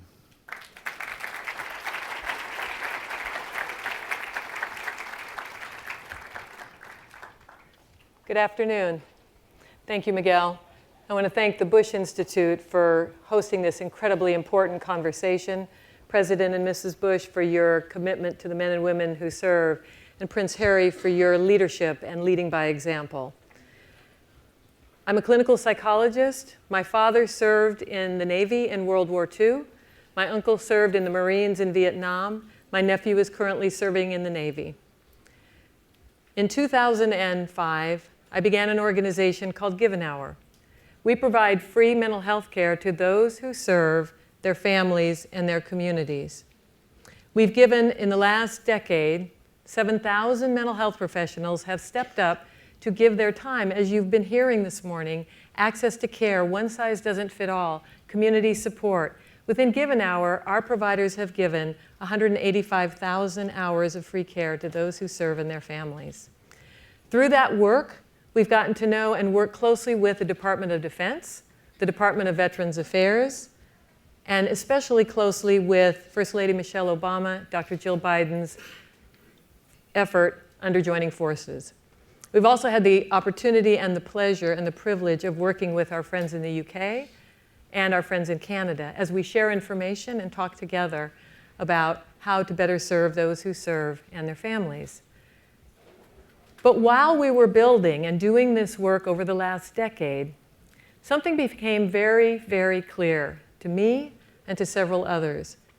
How could we expect the men and women who serve, the men and women who come home with these invisible injuries, how can we expect them to step up and say, excuse me, I need some help here, I have post-traumatic stress. My dad came home with post-traumatic stress. He didn't talk about it. He knew that whatever it wasn't us, and he would tell us that after there would be an upset, that whatever this is, it's not you. But it was there, and he didn't get the help that he needed or deserved. In our cultures, we do not talk about mental health. We don't treat it the way we need to treat it. And in order to make sure that all the men and women who serve and all the rest of the civilians who suffer emotionally, we need to change that. So, about 3 years ago, I had the privilege of being asked to think about, well, what could that look like? What do we need to do to change the culture? And so I put together a group of smart folks, some civilians, some military, some mental health professionals, some not. And about a year ago, we launched the Campaign to Change Direction. First Lady Michelle Obama spoke at our event in Washington, D.C. to launch this. And since then, at that time we had 50 partners. Now we have over 180 partners. 30 are organizations that support our veterans and military. Our Substance Abuse and Mental Health Services Administration, SAMHSA, is one of our key partners. We're partnering with the Department of Veterans Affairs, and you'll hear more about that later. If we don't encourage all of us to pay attention to our emotional well-being, if we don't encourage all of us to speak openly about our emotional well-being, how we keep ourselves healthy and strong, we can't expect ever for the men and women who serve to step forward and say that they need help. So our way to begin this initiative and begin this effort is to teach all of us 5 signs of emotional suffering. All of us here in this room, I guarantee, we all know the signs of a heart attack. If any one of us began to experience chest pain, sweating, and we started to complain that it feels like there's an elephant sitting on my chest, everyone would think, could be a heart attack. And we'd take action. Why don't we know the signs of emotional suffering? Basic signs that tell us someone is in pain. We don't know what's causing it. Perhaps it is post-traumatic stress, perhaps it's anxiety, depression, could be a substance abuse issue, could be a traumatic brain injury. But if we all learn those signs and we recognize them in ourselves and we recognize them in people we care about, then we begin to change the culture, because then our physical well-being becomes just the same as our emotional well-being and how we respond to it. So through our work with the First Lady's office, they reached out to and began to work with Prince Harry's team, because, as you've heard, Prince Harry is an incredibly strong champion for these same issues. And in fact, he and his brother and his sister-in-law have announced an incredibly important campaign, Heads Together, that we're very excited about as well, because it is broad, the way that the work with Change Direction is broad. We all need to focus on this. Because of that conversation and those discussions, Prince Harry agreed to do a couple of very important pieces of work for us. You're going to see one in a moment that is incredibly powerful, and we believe is going to help us change the culture. But before you get to see that, I have two things that I'd like you to do. So if you go to the app that you've heard about and you look under resources, you'll find Change Direction. You can also learn about Give an Hour and the services we provide to all men and women who serve. You'll see little cards. I have one in my pocket, my little visual aid, that you can order from us. You can talk to us about getting these. This has the 5 signs on it. And what are those 5 signs? All of you should know these, okay? By the end of this, hopefully, as you're downloading and looking, you will. They're things that we can all recognize. Personality change, agitation, withdrawal, lack of personal care, hopelessness. There are more signs out there that indicate somebody's hurting, but if you see these 5 or any of them, or 2 of them that are really extreme, you know somebody's in pain, and what is the thing to do? You reach out, you connect, you become part of the solution. The other thing I want you to do, and this is where I'll go back to Prince Harry's leadership by example, we all need to talk about our own experience of emotional well-being, our own challenges. If you want to be public about it, great. I never used to talk about the fact that my mother is schizophrenic, but now I do. If you want to share personally with friends, colleagues, we all need to begin to talk about things that we have all experienced and that we can normalize that. If we do that, the culture will change and we will end suffering and people who are in need of help will get it. So again, thank you for all that you are doing. Thank you, Prince Harry, for sharing your voice with us so that we can change the culture. And now we'd like you to take a look at a very important message. The men and women who serve our countries protect and defend us. Sometimes they come home with physical wounds, sometimes they suffer from invisible injuries. Mental health is a sensitive subject, but it doesn't need to be. We need to talk about it more. We need to learn how to recognize the signs that someone is in emotional pain, and we need to do more when we see it. Mental health is not just a concern for those who served, but those of us who have served can take the lead. We can start by learning the 5 signs that tell us that someone we love may be suffering. And then it's up to us to reach out, connect, and offer to help. To learn more, visit changedirection.org. Thank you, everybody. We're going to take about a 20-minute break now. We ask that everybody returns to their seats again in about 20 minutes. Thank you.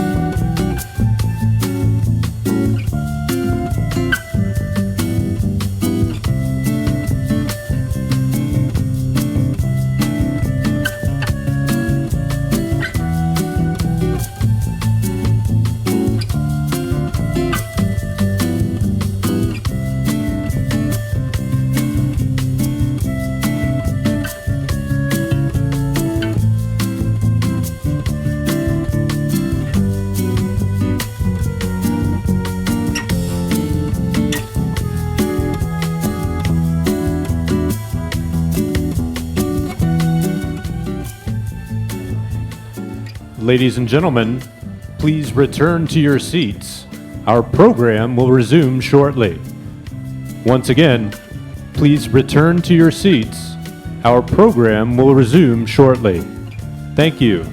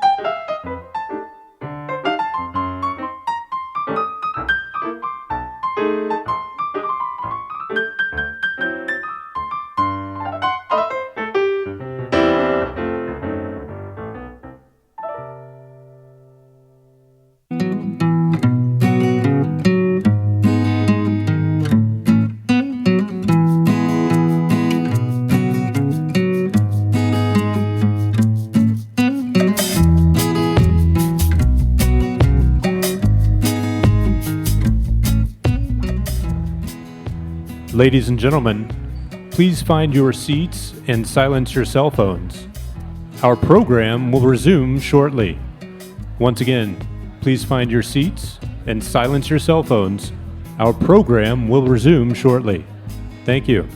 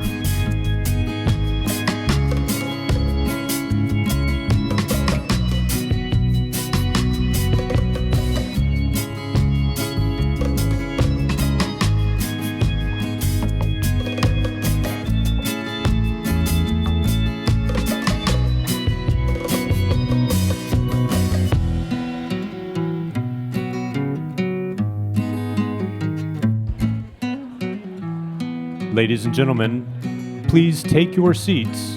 Our program will resume shortly. Once again, please find your seats. Our program will resume shortly.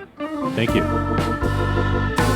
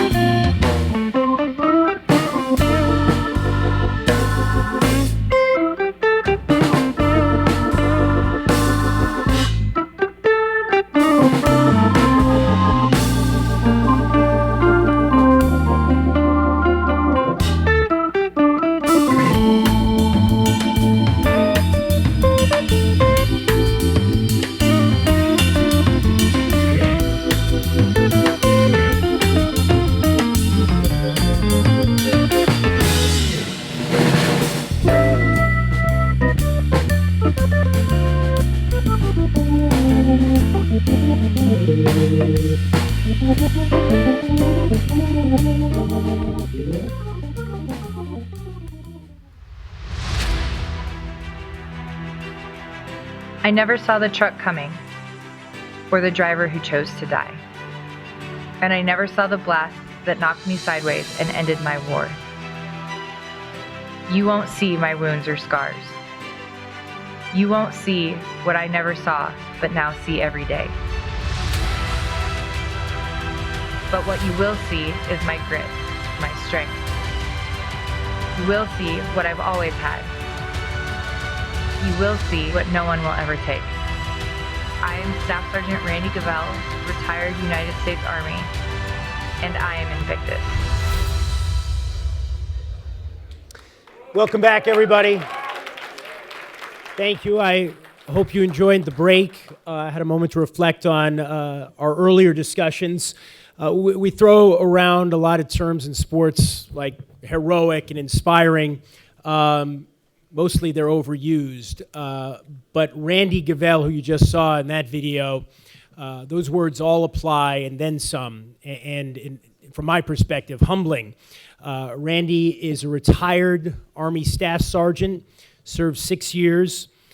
She is in 7 finals here at the Invictus Games, 4 in swimming, 2 in track, and 1 in rowing, which she's never even done before. She is going to tell us her story now, and I'm sure inspire us. Please welcome retired Staff Sergeant Randy Gavell.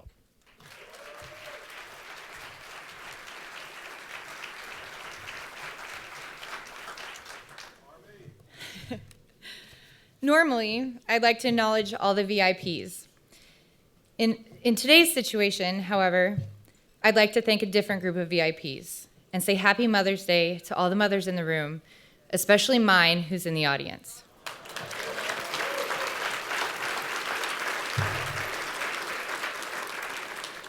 My name is Staff Sergeant Randy Gavell, United States Army, retired. I'm originally from Colorado, but currently live in Oklahoma City. While the video you just watched didn't reference it directly, I, like so many of my brothers and sisters, have post-traumatic stress, and I also suffer from a traumatic brain injury. I was diagnosed in 2008, 2 years after the end of my deployment to Iraq, 2 years after I experienced firsthand the devastations of the war. At first, I was very reluctant to seek care because I didn't understand the signs and symptoms that I was living through and exhibiting on a daily basis. I was angry, I was confused, and I didn't understand why I couldn't function the way I had before. I thought I was still successful at accomplishing daily tasks and fulfilling the demanding needs of my job. At that time, I was a military police traffic investigator and also a member of my post-special reactions team, but I was sorely mistaken.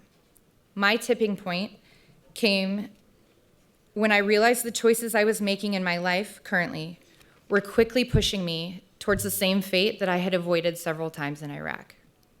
I was an alcoholic, I was in bad relationships, and I was causing extreme emotional pain to those nearest and dearest to my heart.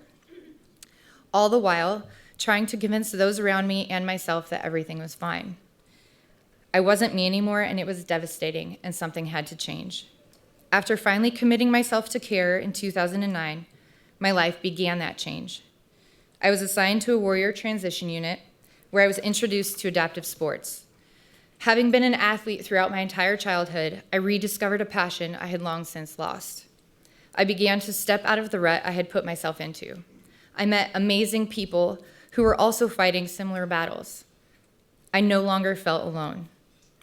I was more willing to allow others into or back into my life to help me with my recovery process.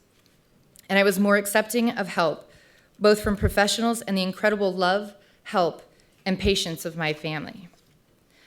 I now feel that I'm able to experience life at a level I never thought I'd be able to again. I'm able to enjoy new experiences that I otherwise would have run from. Things in life are never perfect. I still struggle daily with memory, hearing loss, socializing, especially in new situations or large groups. But I do my best to push myself through them. Sometimes I succeed. Other times I just need to let the day pass and try again on the next one. Today I'm sharing my story with the hope that it helps someone else. If sharing today with you can change the moment or life of at least one other person, then it was well worth it.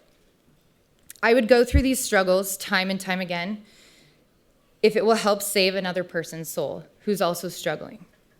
For my fellow battle buddies out there who are suffering in silence with invisible wounds, please know you are not alone.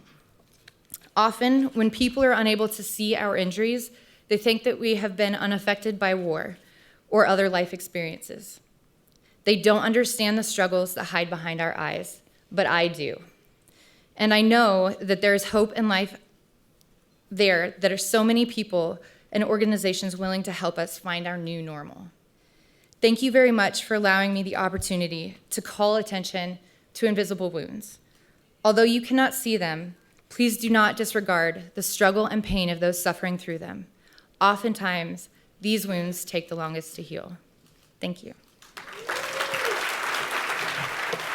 Thank you, Ellen. That was great. Thank you so much.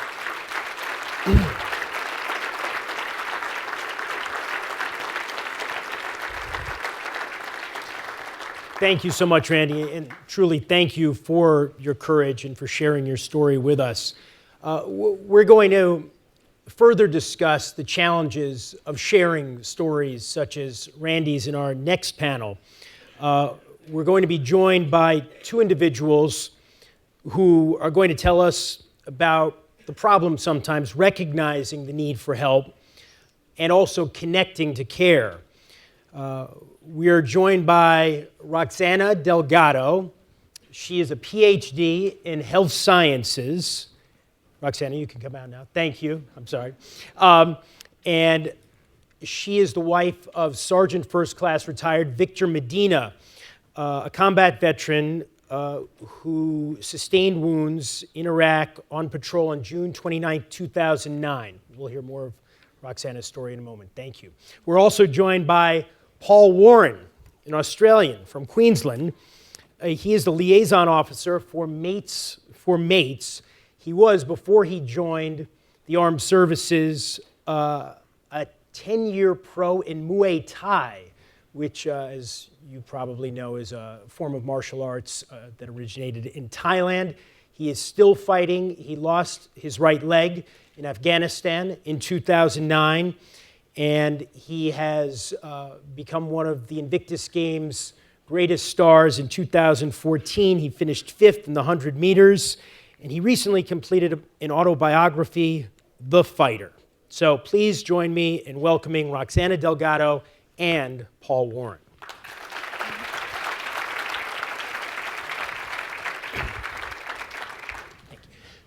Roxana, let's start with you. When your husband was wounded, what was the process like, first of all, to recognize what the issues were and then finding the right help? So he was wounded June 29th, 2009 during his third tour to Iraq. He did a tour to Afghanistan previously and another one to Iraq, and it's on the third one that took the toll. He sustained a moderate brain injury from an IED explosion, the improvised explosion device. And we usually Skype. We were doing video conferencing. And he was transported to a hospital, but it happened in June. So June is too hot in Iraq, so they couldn't activate any of the MRIs or CT scans or any of the machines because the heat would not allow for the power of the hospital. So he was sent back to quarters, and we started Skyping. And I noticed all his left side of his face drooping, completely gone, like going down. So he would smile and everything would go down. And he started with slurred speech. He could not maintain the conversations. And I kept telling him, Victor, did you really talk to the doctor, to the physician? And he said, yes, he sent me Motrin. And he said, just rest, it's gonna be fine. So Victor, as a good soldier, he went back to his quarters and he slept for 10, 14 hours a day. For the next week, and he just got worse and worse. So that was the first reality check. So one of the very interesting things is that the command at that time, they noticed that there was something really wrong with Victor, and they reached out, they asked the right questions, but this is the FORSCOM command. So they asked the right questions, and they sent Victor to Landstuhl Army Medical Center, where they found in an MRI, which is very unusual with TBIs, they found 3 spots of hemorrhage in his brain. And this happened almost 7 weeks after the attack. So. And I should say, eventually, Victor and you would help change the way that the Department of Veterans Affairs approaches traumatic brain injury. Correct. So then Victor is sent back home, and I'm, of course, in a relief mode because I said, okay, he's not going to be taken care of. He's going to come home. He's going to go to a neuro rehab center, and everything's going to be fine. But little did I know there was a rude awakening. He came back home, and there was no specialized treatment for closed head injuries. So basically, nobody can see the injury, so just continue to take certain medications, and there's nothing else that we can do for you. So we started knocking on doors. We went all the way through the chain of command to the top of the Pentagon. We involved Congress, Senate, and all the different civilian and military leaders you can think of, because we didn't give up. Not because of us, but because those coming behind us. Victor wanted to make sure that no other soldier had to go what he had to go through. Of course, he comes back, he has a bleed in his brain, you can see it in an MRI, and then he still continued to be told that it's all because he cannot sleep. He continues to be told that there's nothing wrong with him. But of course, his health is deteriorating at a fast pace. His speech, his memory, his hearing, his cognitive abilities, physically, so we had to do something. Paul, you suffered a visible wound and invisible wounds. How was your experience in the Australian system when you finally made the decision to seek help for the invisible wounds? Jeremy, it was honestly a little bit difficult, as everything that's been touched on previously, that pride, that sense of pride in a male, you don't want to admit that you're not travelling well mentally. With my fighting background, I never thought I'd be in a position where I'd question my mental stability. It's very hard to get to that point, and honestly, I was kind of at bottom. I'd alienated my wife, and I had to admit there was a problem and get some help. And when you made that decision, what was your experience getting care? It wasn't too bad. I think through days like today, we need to continue to improve it, most definitely. But once the individual makes the decision, I feel there is good care out there. It's just really getting over that pride thing. In Australia, we've seen that men and women handle trauma quite differently. Women are more open to talking about their experiences and talking through it. I'll admit this today, mate, that's probably the smarter approach. They're a little bit smarter than men. But a man's misplaced sense of pride, or that alpha male. So when I go back into units now as part of my job, I challenge the guys. I say, well, how can you fight an enemy that you don't admit exists? You can't. Once you admit it's there, then you can sort it out and you can move on with the rest of your life. And is your message at Mates for Mates, do you feel it's being received? I do. Through what I do, I've got a very good relationship still with current serving personnel. We're out on the base a lot. And it's not coming from the rank structure. So I'm a civilian now as I've left the defence, more as a peer, so I can talk to a guy, I can pull him aside. It's not an order coming down, but more of a peer-to-peer relationship, and we can make sure they get the right help. Roxanne, what was it like for you with Victor, helping him confront the issues? So at first, what played a very important role was the military culture. He was medically evacuated, so that means he left 60 soldiers behind. That was really hard for him. So I remember when he was medically evacuated, following the ambulance to the ER, he stepped out of the ambulance, and the first thing he said to me is like, "This is all your fault. I didn't want to come back. Why you had to submit all that information about brain injury to my command?" He was extremely angry about it. He didn't want to come home. For the next 72 hours, he spent time looking at flights to go back to Iraq because he did not want to stay to get care. It's not until later on, I would say like a month later, when he started noticing all the different difficulties. He couldn't even notice that he was stuttering, but he's a severe stutter. So I think it's that moment where he kind of like sat down one day and he didn't do anything other than reflect. And he said, if I take a stand now, I'm going to serve as a role model to those coming behind. So he started a blog.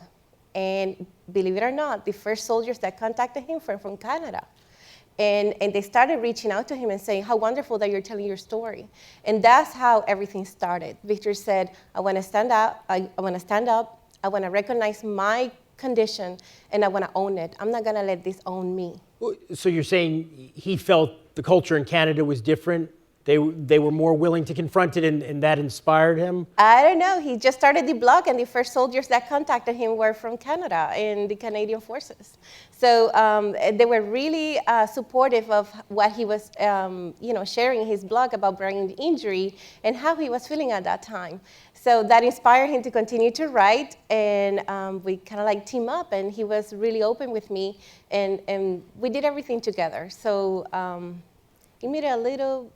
Well, it was difficult anyway, so yeah. Life was so difficult that first year. Yeah, so. Paul, for you, what's the core challenge when you're out there doing your job, trying to convince, we in the U.S. Particularly think of Australians as tough, rugged, perhaps less willing than even us to confront these kinds of demons. What is the challenge like? Doing that on a day-by-day basis, telling people you can't run away from this? That's a very good question, and it is that stigma again that we've spoken about earlier in the day. I agree with everything that the guys before me have said. It's really trying to break down that stigma amongst the community as well. So the civilian population, defence population, and to be honest, that's the reason I wrote the book. People can see a visible injury, but when I explain to them that a mate died beside me and me being in that situation was harder to take, we're trying to break down that stigma and make it okay to say I'm not travelling too well. And this was worse than my physical injury. You'd been told after you lost your leg that you would never run again. You became a competitor in track and field in the Invictus Games. That kind of immersion in physical activity, how does that help? It's great, really. I mean, I had 10 years as an athlete. There's plenty of ups and downs through that. In Muay Thai, some days you're the hammer, some days you're the nail. So you learn how to pick yourself up physically and emotionally. And I really think the resilience I learnt there helped me through the mental struggle. But it was a difficult road, I guess. Roxanne, I mean, the story of what you and your husband have done, what you've achieved, helping so many others, is really remarkable. When you started that process of addressing problems in the whole system, what did that feel like, being up against, a big bureaucracy? You were the troublemaker. So I felt... People thought you were a troublemaker. Yes, you feel like the troublemaker, the person who's stirring the pot, the person who's really trying to uncover and really investigate under the surface what is going on. So at first it was really difficult, but I'll tell you something that General Corelli didn't say, and I don't know where he's at, but he was amazing to us. When we, after knocking on so many doors and so many doors closing, and after trying over and over again to really create some conscious decision of how the military should be moving on with invisible wounds. And all this, of course, because we had our own friends that were either committing suicide, having terrible time with TBI, PTSD. General Corelli is the one who gave us a call, and we spent an hour on the phone, and he was the Vice Chief of Staff of the Army, so they don't have time. And I'm trying to rush through the first 5 minutes. And he said, are you in a hurry? And I'm like, no, but you're the Vice Chief of Staff of the Army. You don't have time for me. And he said, no, Roxana, I really want to know what is going on. You tell me. I have talked to everyone in the Pentagon. I have talked to everyone at the Capitol. You tell me. I want to hear from you. And that really changed our life, because he went back and he changed policy. And that was a huge victory. So that was a big part of all this journey. But of course, it took us, that was in 2011, and Victor was winning in 2009. So it was a whole 18, 24 months that we struggled so much with a system that was forcing us to believe that we were wrong, when in fact the system was not ready. Then accept you were not ready. And let's change it, and let's move forward. And let's do something meaningful. Because you're not failing Victor and I, you were failing thousands of families. And we couldn't take it seeing these families continue to suffer every day. So that's why we did it. Roxana, for everyone,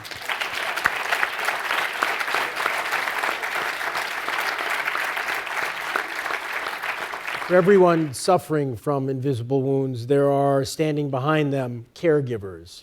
There's families, their loved ones. What is it like? We haven't talked much about how difficult that is and how you have to take care of yourself at the same time. That's a challenge, because how to describe? So caregivers, there's family caregivers, there's friends that are caregivers. Families all the way from parents to spouses. I actually know a caregiver that she's taking care of a wounded warrior that he doesn't have any families, and they took him. So caregivers are one of the strongest individuals you're gonna meet. They have been tested because they were part of, they were either a military spouse, a parent of a military, so they're really strong. There's something about the trauma that occurs when you get that call that you feel that you have to really redefine who you are. And that's what I'm seeing in caregivers. They are pillars in their families, in their communities. They're the backbone of the family. But they have so much burden put on them. And then very little, or it took almost a whole year for someone to really attend to my needs and say, hey, Roxana, how you doing? Because the first year of care is all focused on the veteran. And it's not until we reach to the National Intrepid Center of Excellence, which Victor had the blessing of attending to, that after we had a whole hour of focusing on Victor, they turned on me and said, okay, Roxana, now we want to know about you. And now we want to know about what you think of what Victor just said. That was the first time that I felt somebody was taking care of me. And that was life-changing too.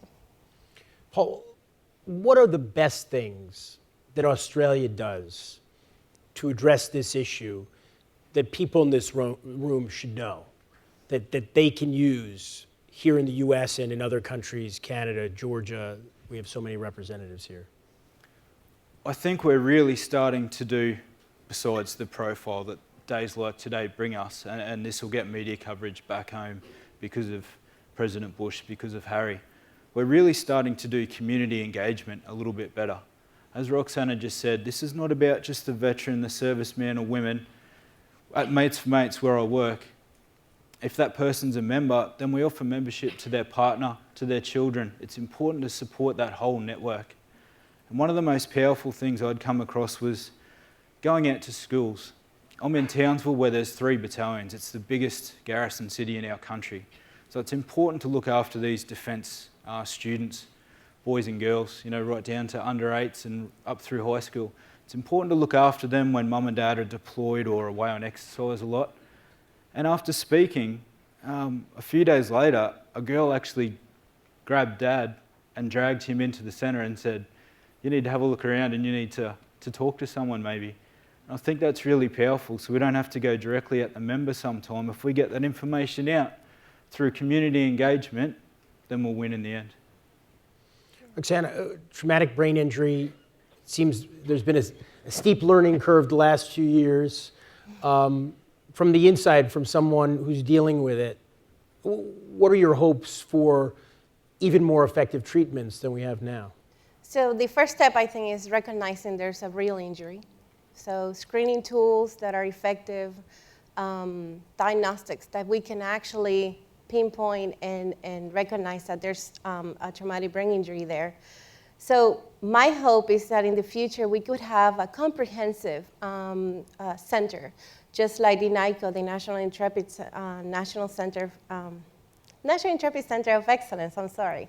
So someplace like the NICO where we can send these veterans. I'll tell you something, the NICO is not just about health, it's about quality of life. We went to the NICO, Victor knew exactly what he was gonna face. And just like when they go on mission, they just need to know what is ahead, or they just need to know how they can tackle something. And that's the attitude, and that's where I see the culture of military.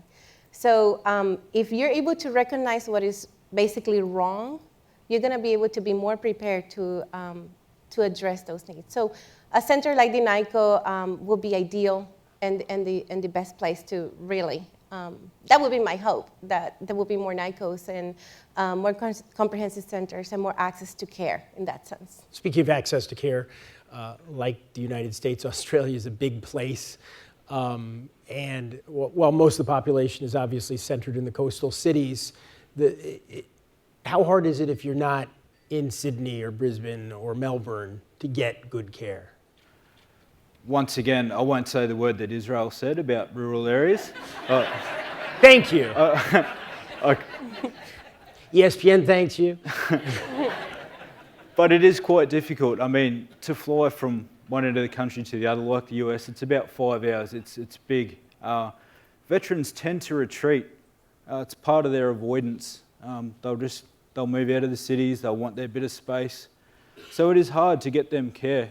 We're looking at options where they can do an online program. But once again, this all comes after they've admitted that there's something in front of them they need to face.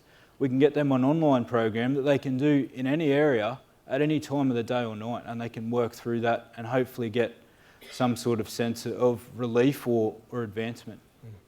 Well, we applaud the work you guys are doing, both of you in your respective countries. Roxana Delgado, Paul Warren, thank you so much for sharing your stories with us here today.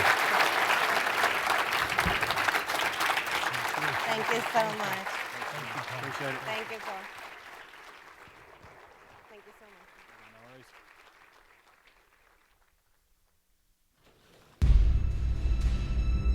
Everyone has a role in helping veterans when they return home. Warriors are responsible for their fate, but family and friends are critical. Care providers come from different sectors, and community support is vital. Together, we can ensure a smooth transition for our veterans. Thank you again, Roxana and Paul. It's always good as well to thank those among us who are helping to underwrite the meal at the symposium and do so much good work on behalf of veterans.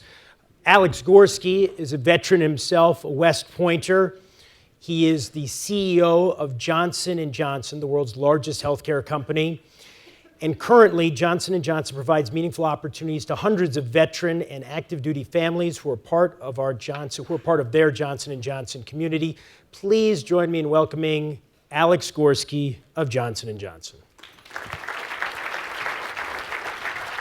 Thanks, Jeremy. Thank you very much. Well, good afternoon, everybody. And I know always at around 3 o'clock it's a tough time because you've already heard so many great speakers already. I mean, it's pretty intimidating actually to be up here hearing all these emotional stories. But I've got to tell you, I'm incredibly proud to be here representing the almost 140,000 employees at Johnson & Johnson around the world. They get up every day trying to help everyone live a longer, healthier, and happier life. And as you heard earlier, this is a topic that for me, while yes, it's about Johnson & Johnson, it's also very personal. And I think the more people that we have taking on this entire cause on a very personal level, the better it is. And unfortunately, because in some of our society, many don't have that kind of personal connection. You know, for me, having served, having a father who was a Korean veteran, someone of Mr. Fisher was talking earlier, having a grandfather that served in World War I, being married to an Air Force brat whose father served in World War II. And there's a lot of tradition in our family about that. So I think that it helps us maybe understand some of the issues they're talking about. And at the end of the day, it also keeps it real. And I also want to recognize a couple people in the audience. You know, we've heard so many different people. Patrick Murphy, the Undersecretary of the Army right here, happens to be from Bucks County, right near me. Patrick, it's great seeing you here. Again, someone who's been there, but is also, you can see, spend their time on a Sunday afternoon being here. And, you know, General P. Corelli, I'll tell you, what an awesome leader. You know, while many of you know he was one tough fighter when he was out there on the battlefield, I got to tell you, as somebody who partners with him and is working hard in areas like TBI and PTSD, he has the same tenacity and commitment in making sure we're getting the people to do it together the right way. So let's give General Corelli another big round of applause. Thank you.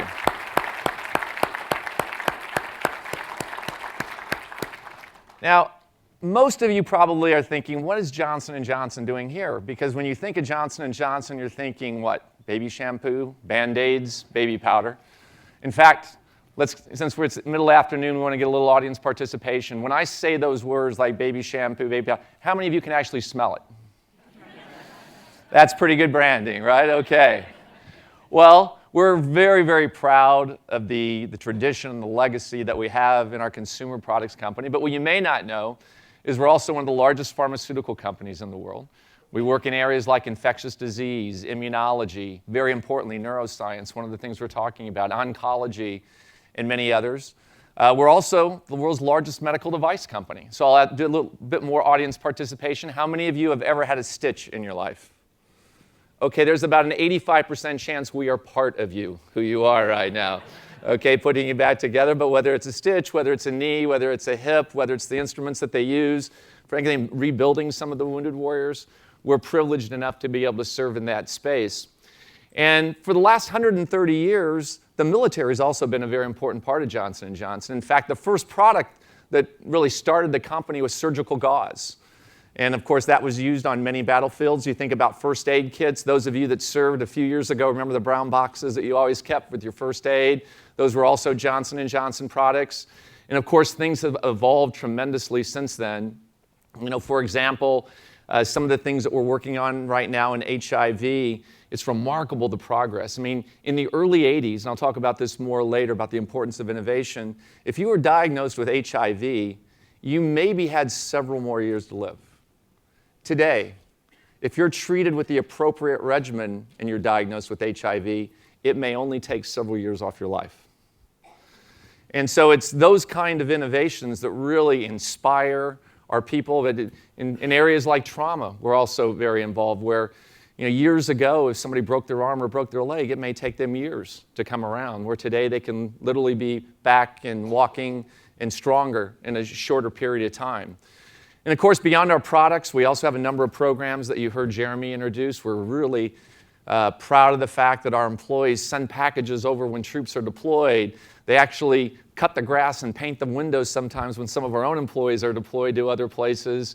And of course, we spend a lot of time mentoring, helping returning veterans put their resumes together and ultimately hire more, which we think is part of our responsibility and our obligation.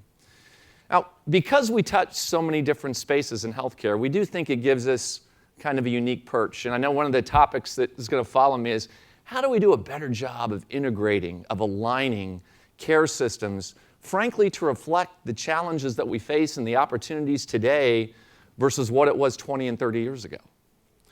And I'll tee up just maybe a couple of topics. The first, and I think the most important one, is that we've got to stay focused on what I would have said is the patient, what I'm going to say after hearing the discussions earlier, on people. We can have the coolest technology, we can have the best systems and processes, but if we don't take care of that person in the middle of all of it, if we only let the cost, if we only let the challenge, if we only let all the other stuff get in the way, we're not going to be able to fulfill our mission. So keeping the person in the center of everything that we do. Next, we got to work together. And I want to applaud the Bush Institute and the President and First Lady and Prince Harry, all of you who represent government, non-government agencies. The fact that we can get all these people in here on a Sunday afternoon to get aligned around this topic is amazing.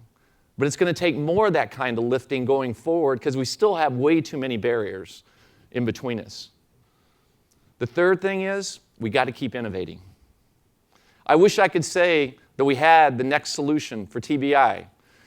General Corelli, notice we're working hard. We're doing some phenomenal research on biomarkers, molecular diagnostics, better selecting the neurotransmitter that's causing the particular condition.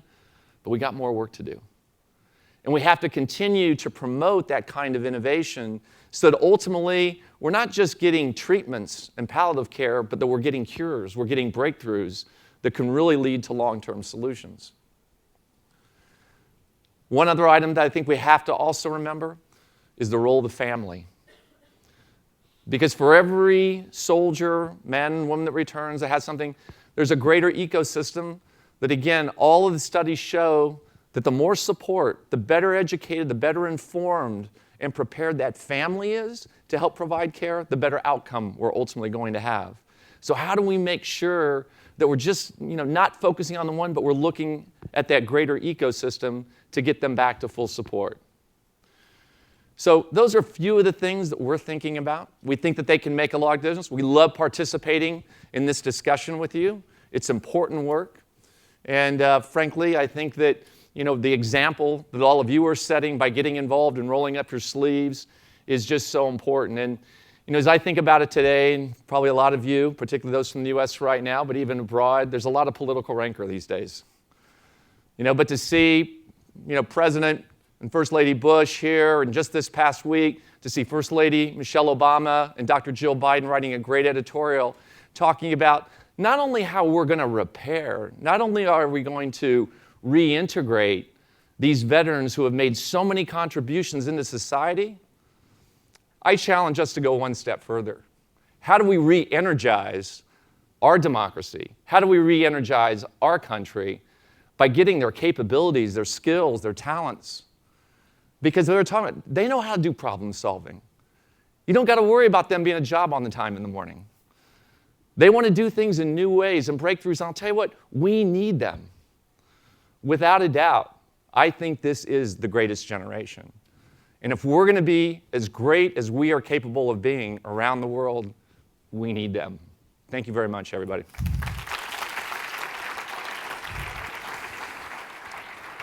Well done. Thank you, sir. Thank you, Mr. Gorski. Our final panel is coming up. Earlier today, we heard from General Corelli about how everyone has a role in ensuring that warriors and their caregivers get and receive high-quality care for the invisible wounds of war.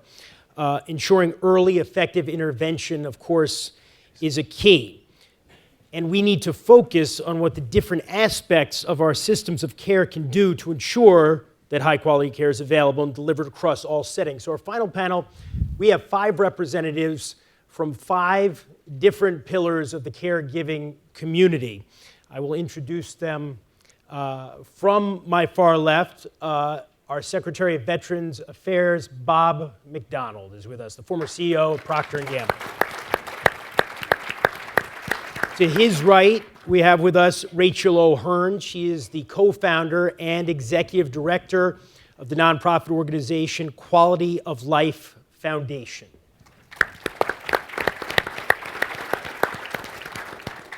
To her right, we have with us Mr. David McIntyre. He is the CEO of Tri-West Healthcare Alliance and a member of the Fisher House Board of Trustees. Also with us from Canada, our neighbors to the north, the founding director and CEO of the True Patriot Love Foundation, which is the official host of the 2017 Invictus Games in Toronto, Bronwyn Evans. And finally, joining us all the way from the Caucasus, the man who runs Georgia's Wounded Warrior Support Department in the Ministry of Defense, Pada Padiashvili. Now, I'll sit down. Thank you very much. Secretary McDonald, let's start with you. This is a broad question, if you'll allow me, but coming to government from private industry a couple of years ago, how do you go about trying to get so many patients, so many people in your system, the best possible care, uncompromising care? Well, Jeremy, we're in the midst right now of the biggest transformation in our history. We call it My VA because we want every veteran to think of the VA as their own, customized for them, just like you'd think of your cell phone.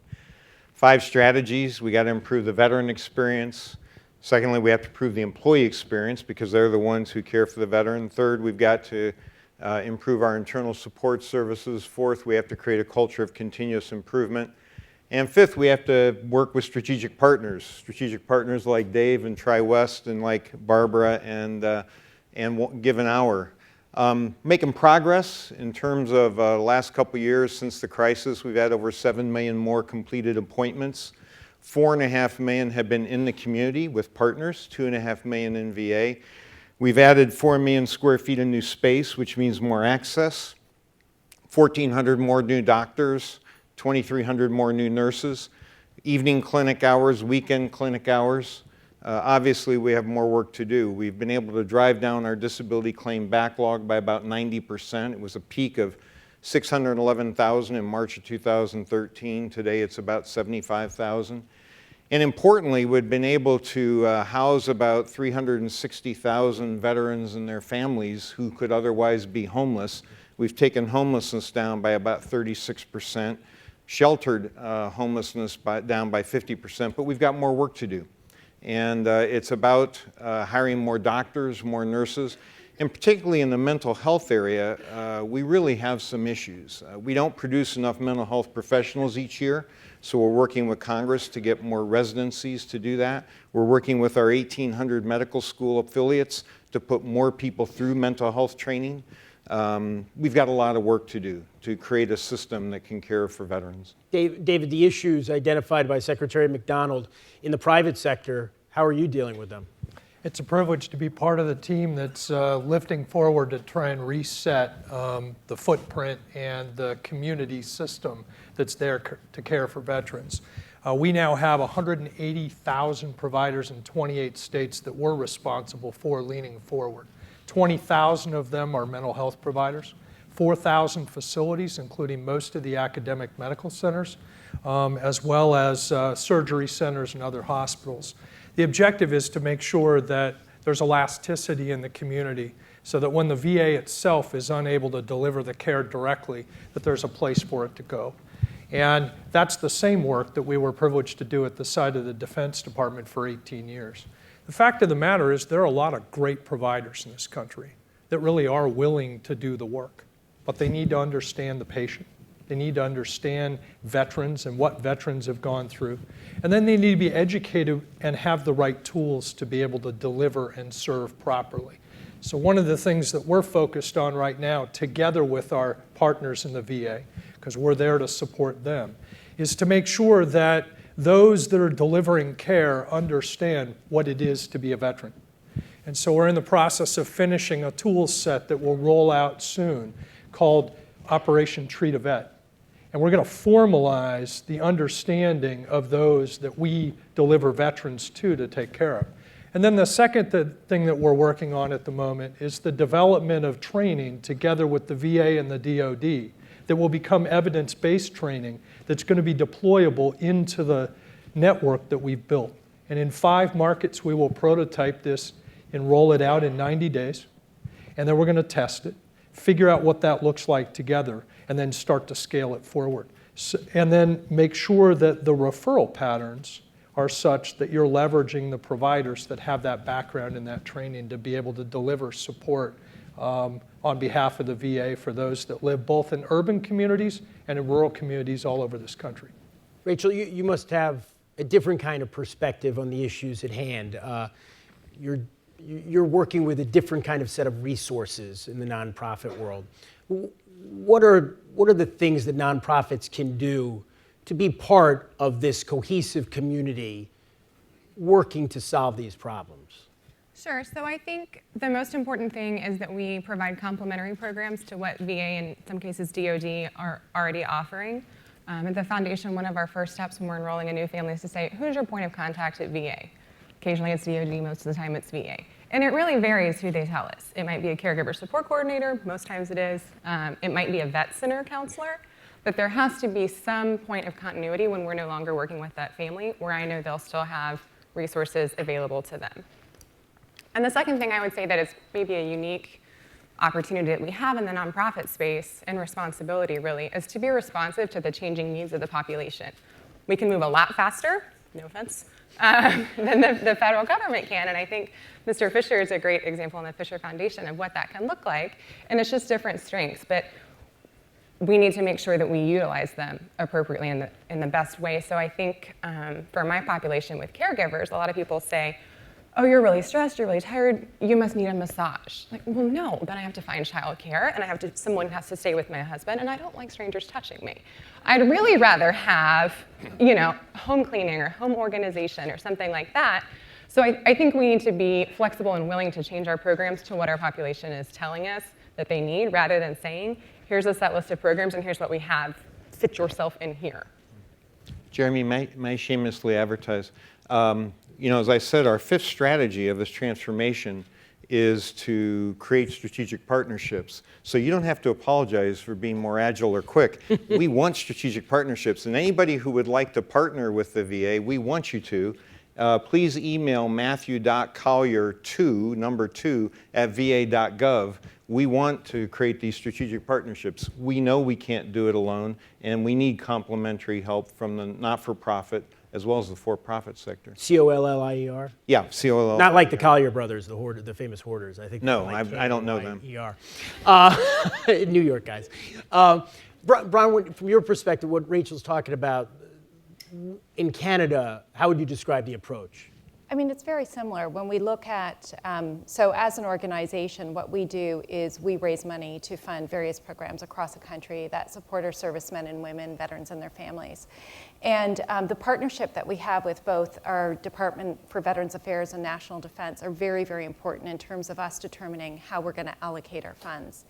And to give you a couple of examples, and oftentimes it is about being able to do things a little bit more quickly than government might be able to. But the University of Southern California had developed its virtual reality treatment for post-traumatic stress disorder. And we originally, as a country, just borrowed the software as it was and tried to use it on Canadian soldiers. But the challenge was that it was Americanized, not Canadianized. So it had American uniforms, had American vehicles, and it wasn't working quite as well for our soldiers. So our organization was approached by Health Services and our Department of National Defense, and they said, we know this is really good. We know that you can fund it faster than we can. So we were able to fund the Canadianization of the technology, and within a year, it's in 7 clinics that are funded by government across the country with 54 clinicians trained to use them. So I think those partnerships are just so important, and you really need to collaborate on these things, because the last thing we want to be doing is raising money and spending it in areas that aren't a priority for us as a country. It's my understanding that in many ways addressing specifically the issues presented by invisible wounds, Georgia is a generation behind its friends in the West, and it's been changing rapidly, the approach in Georgia. What has that experience been like over the last few years, acknowledging these problems and then trying to find a way to deal with them? Absolutely, thank you for the question. Let me just brief you very shortly, give you a small history, how we started. We started with a program for wounded warrior care in 2013 within the Ministry of Defense. So we're making first steps in this direction. And then we realized... And before that, there was virtually no support. No support, absolutely. We did have, and we still have, the Veterans Administration, but they are also making first steps in terms of care for wounded, ill, and injured. So within the ministry, we launched the program for wounded warrior care with the support of our US partners within the Ministry of Defense. But then we realized that the program is not enough.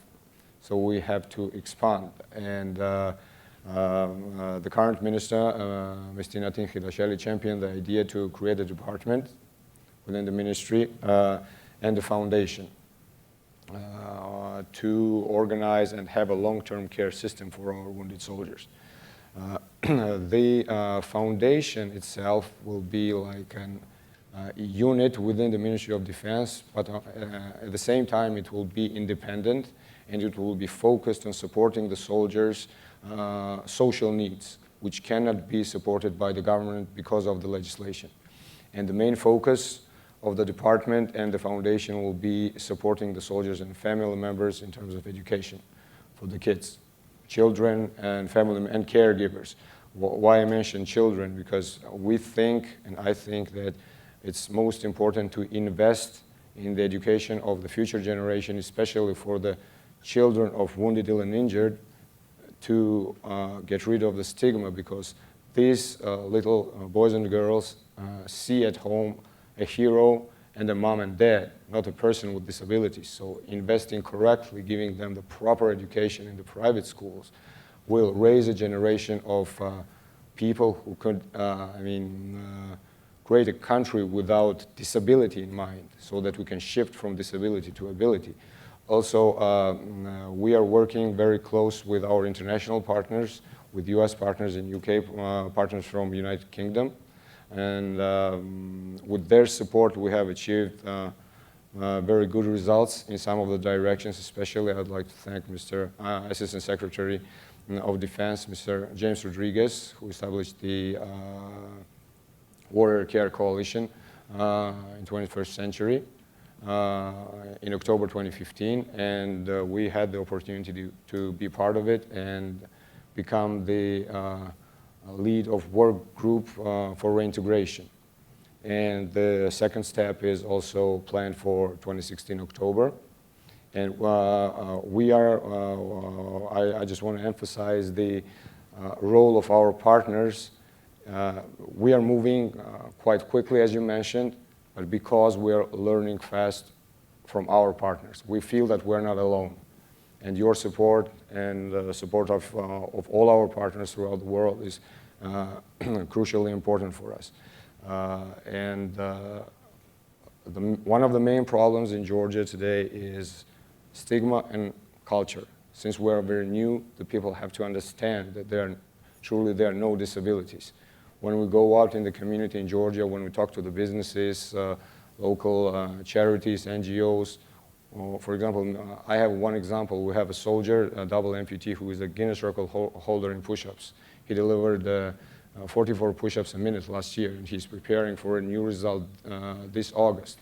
So if you ask me to deliver 44, I will hardly do 15, I guess. But does it mean that I am a person with disabilities? No, neither is he. So what we try to explain to our community with the help of our partners, that all this underlines the uniqueness of every individual, and together we can achieve the goal that there are no limits. David, we talked about how difficult it is to find enough mental health care professionals to deal with the problems particularly associated with post-traumatic stress. But there's growing awareness clearly in this country about the effects of traumatic brain injury. You bet. And in my town where I live, for instance, they just opened up a concussion clinic for kids. You know, there's so many parents concerned about the effects from football and hockey, lacrosse, soccer.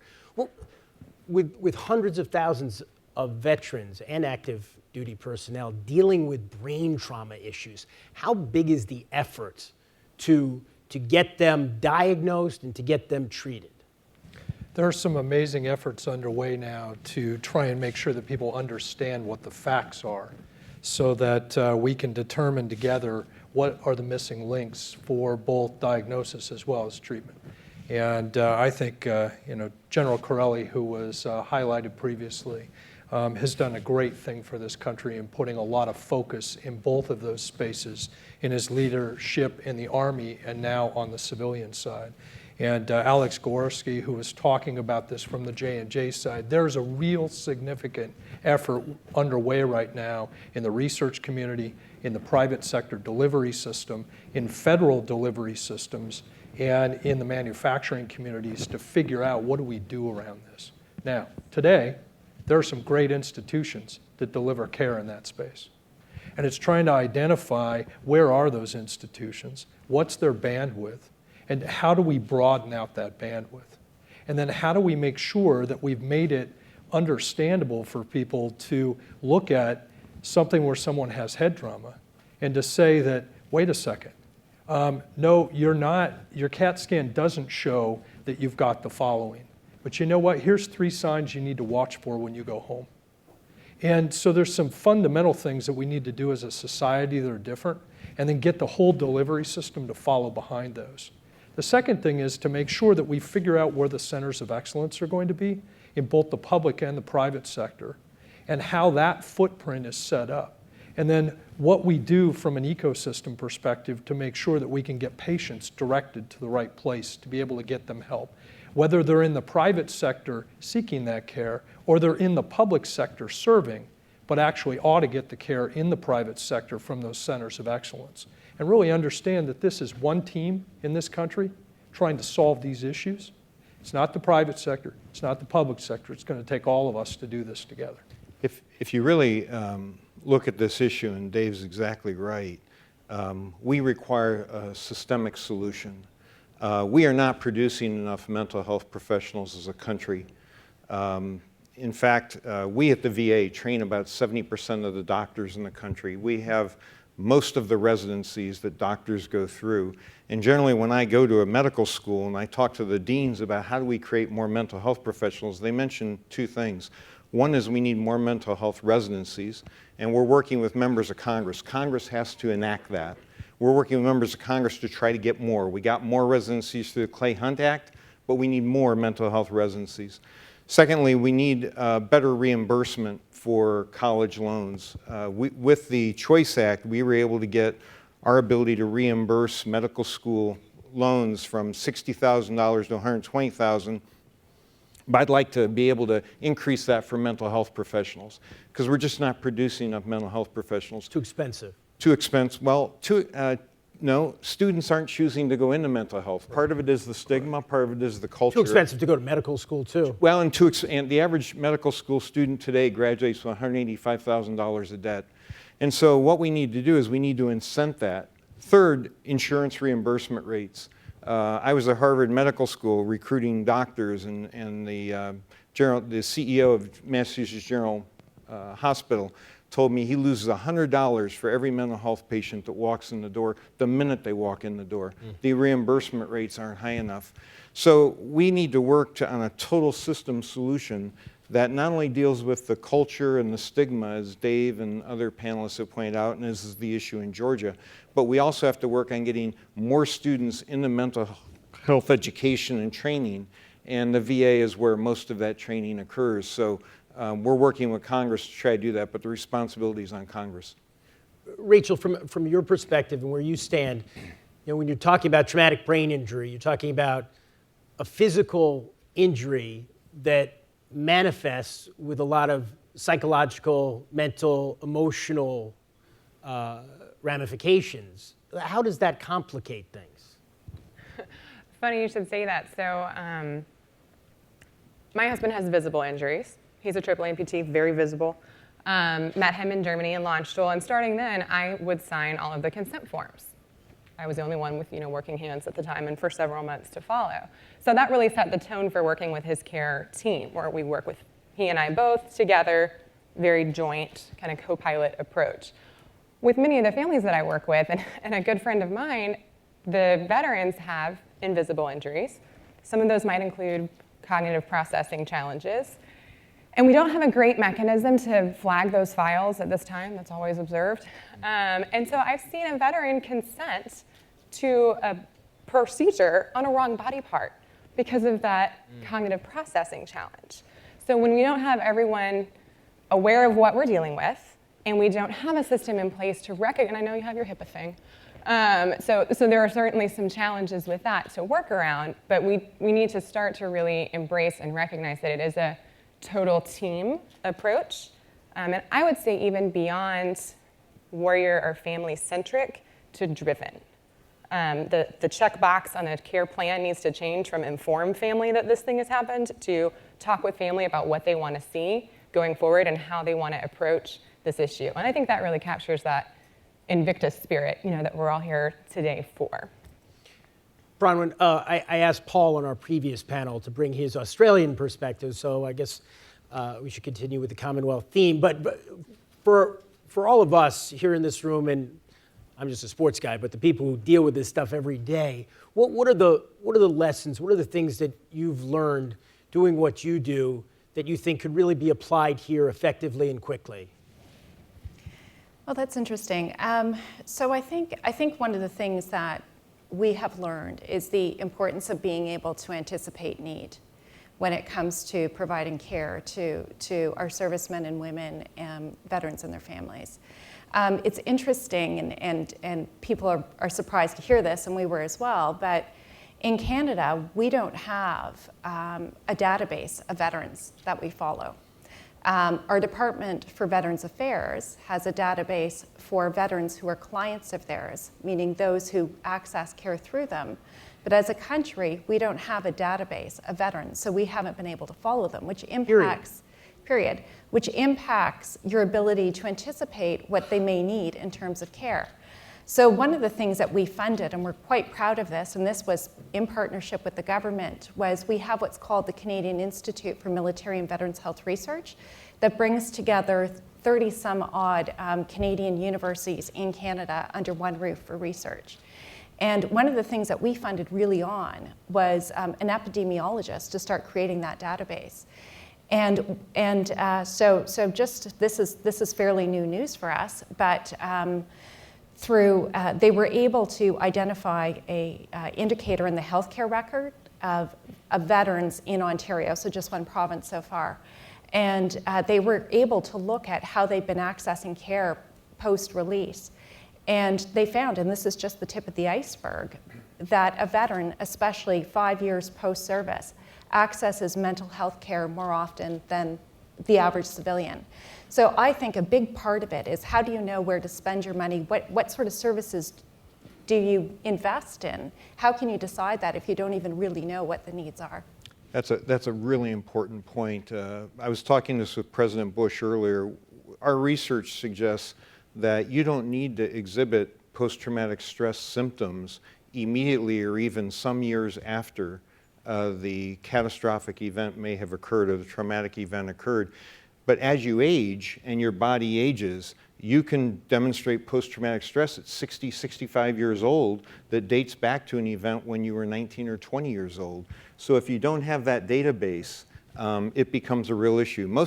If I ask the audience, how many of you thought the crisis that occurred in the VA in 2014 was because of the wars in Iraq and Afghanistan, probably every hand would go up. That's not it. Actually, the crisis that occurred in the VA in 2014 was because of the aging of the veteran population. In 1975, the year I graduated from West Point, we had 2 million veterans over the age of 65. In 2017, we'll have 10 million veterans over the age of 65. If you want to see what could potentially go wrong with U.S. medicine, look at the VA, because the VA is the largest integrated health system in the country. The aging of the population is a huge issue because as we age, these conditions that didn't bother us when we were young become much more chronic and much more difficult. You know, the other thing that's been interesting with these wars is that we've drawn from every zip code in this country. And in prior wars, people went home to live in many zip codes across the country. But in these wars, they came from those zip codes, and they're going back in most instances to those zip codes. And as the Secretary talked about the crisis, part of it was access to care and the ability to have sufficient access because of the implications of everything else. When you think about that more broadly, though, and you think about mental health particularly, if you came from a rural community and you went into the National Guard and you went over into theater to serve and you did 3 tours and now you're going back to that zip code, that's not where the footprint of the VA likely is.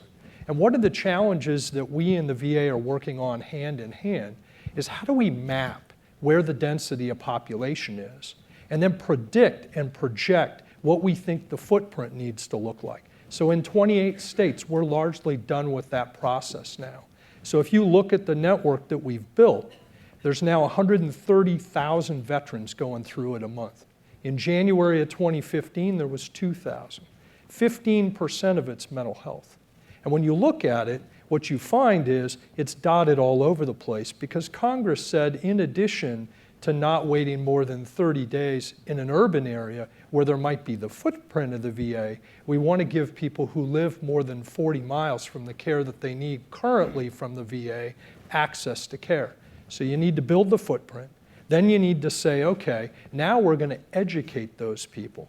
And then you have to figure out how to do the pipeline of alignment so that you're taking a veteran with a need, whether they're green, yellow, orange, or red on the spectrum of mental health, and you're properly aligning them with the provider that's been equipped effectively to do the work.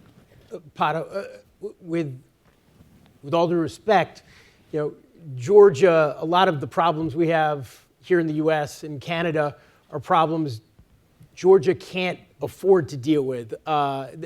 How do you prioritize in Georgia, which has faced external threats recently, where there has been less stability, where there's not the same kind of resources necessary? How do you prioritize something like invisible wounds? Okay, so the invisible wounds, as I already mentioned, so we're making first steps. We have also established a new department within the Ministry of Defense, Behavioral Health Support Department. It's totally new. They are also working on the long-term care systems for the soldiers. And but is it easy to get support? Not that easy, but Georgia is a small country. Georgia is a small country, and the culture itself inside is like everyone knows everyone. So the information spreads immediately. For example, if a soldier, we also launched a hotline within the Ministry of Defense. It works. It works. We do have some positive results with some of our soldiers. But what I mentioned, so the information spreads very fast. So we are getting the information from different parts of Georgia, since all the soldiers are through the whole country.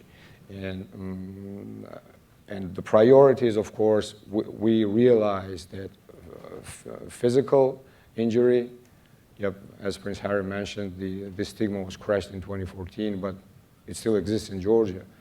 In terms of invisible wounds, we still have to work hard. To catch up with you or any other European partners.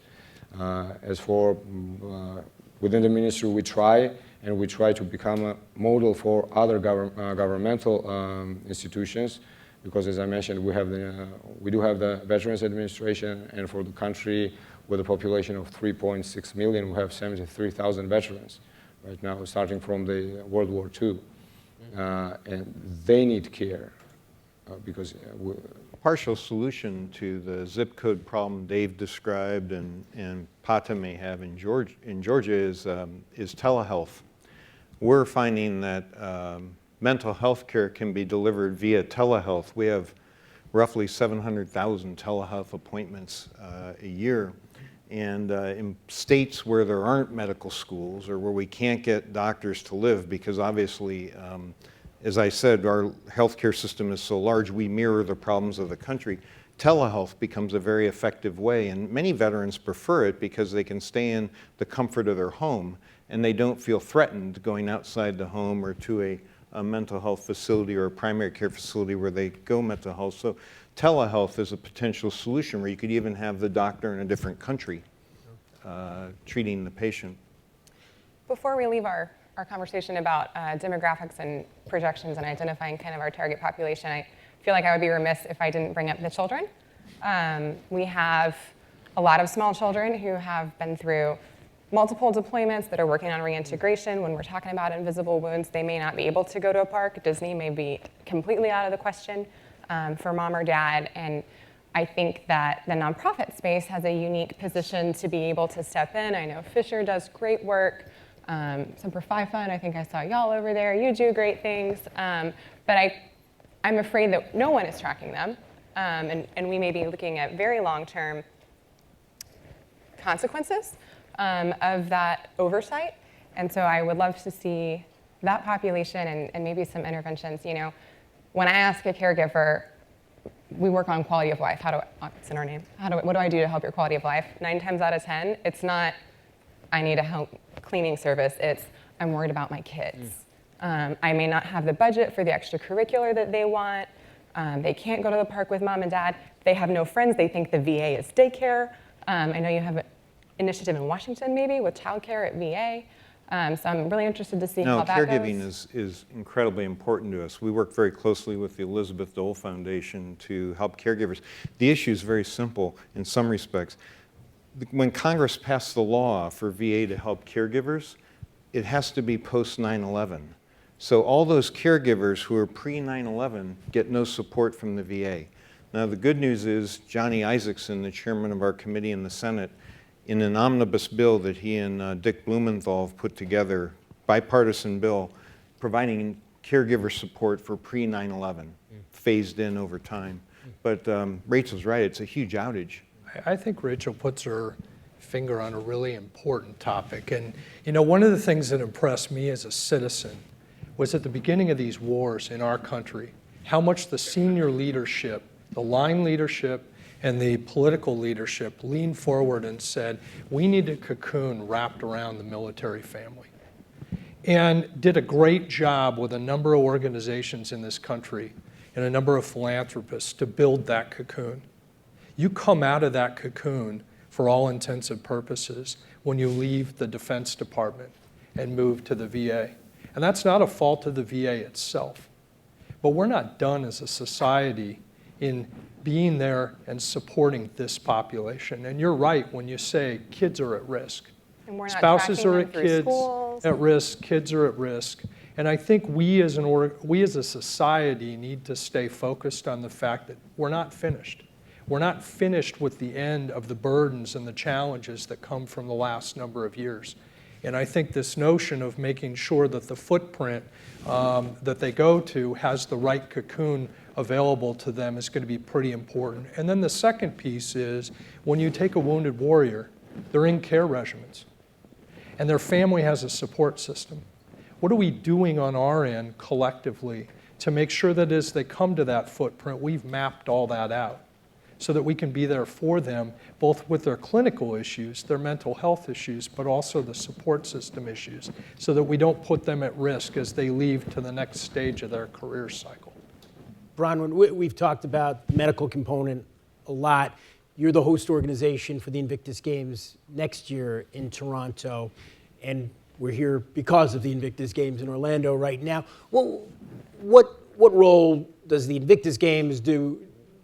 Does this kind of therapy through sports provide? You know what, it's actually quite amazing. So one of the reasons that we were attracted to the Games as an organization is, so the one program we do run is we do expeditions where we pair up ill and injured soldiers with senior Canadian business leaders. So we've done one to the Himalayas, we've done one to the magnetic North Pole, and we just finished one to Antarctica where the group climbed Vincent Massif. And what comes out of that, so of course they're wonderful mentorship opportunities for the soldiers, and the business people who do it are so good at opening up their networks. But what we hear over and over again from the veteran participants, who are all from the ill and injured population, most of them with invisible injuries, is that when they look at their network of their existing network of family and friends, they feel like, you know what, I've sort of tired them out a little bit, and I'm really missing that sense of broader community. and of peers who can relate to what I'm talking about. And so it's amazing as we look back over our expeditions just to see how those individuals who participated have stayed connected. And it's also given them a sense of service and of something larger than themselves, too. They're aware that they're ambassadors. They're aware that they're inspiring others to do what they're doing, and they're very proud to do it. So that's a big reason why we were attracted to the Invictus Games, because we see that firsthand, the power of doing something that's just physically difficult and challenging, and how it can bring people together in a way that they otherwise wouldn't come together over a common goal can be just so powerful. These adaptive sport events go on all over the United States throughout the year. We put on 6 national events. We give out millions of dollars of grants for them to go on a local basis, and I couldn't agree more. This changes people's lives. I've talked to a number of veterans who thought about taking their lives after these catastrophic injuries, but then you see them, for example, this winter at Snowmass skiing down the mountain on an adaptive ski. And it gives them a whole new purpose, and then they actually train other people. We call it the miracle on the mountain, because it is a miracle to see this happen. Adaptive sports are critically important to the recovery and reintegration of veterans. As secretary, you must go to work sometimes, and the task must seem so daunting. What are the things that inspire you? I would imagine someone like DT, but how do you keep going, knowing that there is so much to be done? I think, well, there is a lot to be done, but I think all of us are here to try to make a difference in the life of at least one person. And one of the most important days in my life wasn't the day I graduated from West Point, or the day I became CEO of P&G, or the day I became secretary. It was the day I saw somebody who had been confined to a wheelchair walk. This person had been confined to a wheelchair for 40 years. And our research said that if we could get them up walking, they wouldn't get osteoporosis in the bones, their muscles would strengthen, and believe it or not, their gastrointestinal system would work. And some of our great researchers, we do about $1.8 billion a year on research. We've won 3 Nobel Prizes, 7 Lasker Awards. Research that's absolutely critical to American medicine. Well, this research says if we can develop a system, and we developed it with an engineer from Israel, it's called the ReWalk system, and we get people up walking every single day. And the guy's name was Billy, I'll never forget it. And I said to Billy, this is terrific. He said, yeah, his gastrointestinal system was working, his muscles were strengthening, his bones were strengthening, and that's his therapy, is to walk every day. But Billy said the most important thing was he could look you in the eye again. And that was the most important thing, is he had gained a level of self-esteem where he could look people in the eye again. And that's what makes the VA system unique, is we don't only care for the physical ailments, we care for the spiritual ailments. We have a chaplaincy corps. We don't dictate, obviously, what spirit you worship, but we deal with that. We deal with the mental health. It's total integrated care, unlike most US medicine. Before we let you guys go and we wrap up our final panel, I did want to try to bring things full circle and ask you, Rachel, from where you stand on the front lines of addressing these issues, and particularly invisible wounds. If there's a single word that we have invoked over and over today, it's been stigma. In what you've seen, are we moving toward a point at which the issue is destigmatized? I think so. I've been in this space for 4 or 5 years now, and in that time, I think it's gone from something that you just kind of gloss over and might respond appropriately if someone brings it up, to being comfortable saying, do you have mental health care? Do we need to reach out to give an hour? What about your kids? How are they doing? And it's commonplace.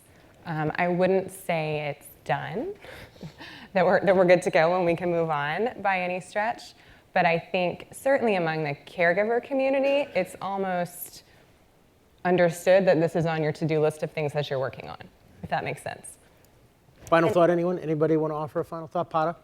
Yes, I would like, from our perspective, I would like to just address our needs in terms of prioritizing the invisible wounds and in general the wounded, ill, and injured care. Today we need as many educational programs as possible for our caregivers, for our specialists. With the support of the private sector, we are reaching out in Georgia and in US as well. And AFF, Allied Force Foundation, supports us very much with Mr. Stuart Taylor. And I think somewhere next year, we're going to have some positive results in this direction as well. That's great. Jeremy, I think we should thank everybody because, as many people have said prior to us, this we can't do by ourselves. We need the entire community working together. And the fact that so many great leaders are here in the audience to be at these games and work together on this issue, I think, is what gives me optimism. And I have optimism like Rachel. Thank you so much, Secretary McDonald. Thank you, Jeremy. Pleasure. Thank you for everything you are doing, all of you are doing. Rachel, David, Bronwyn, Pata, thank you very much.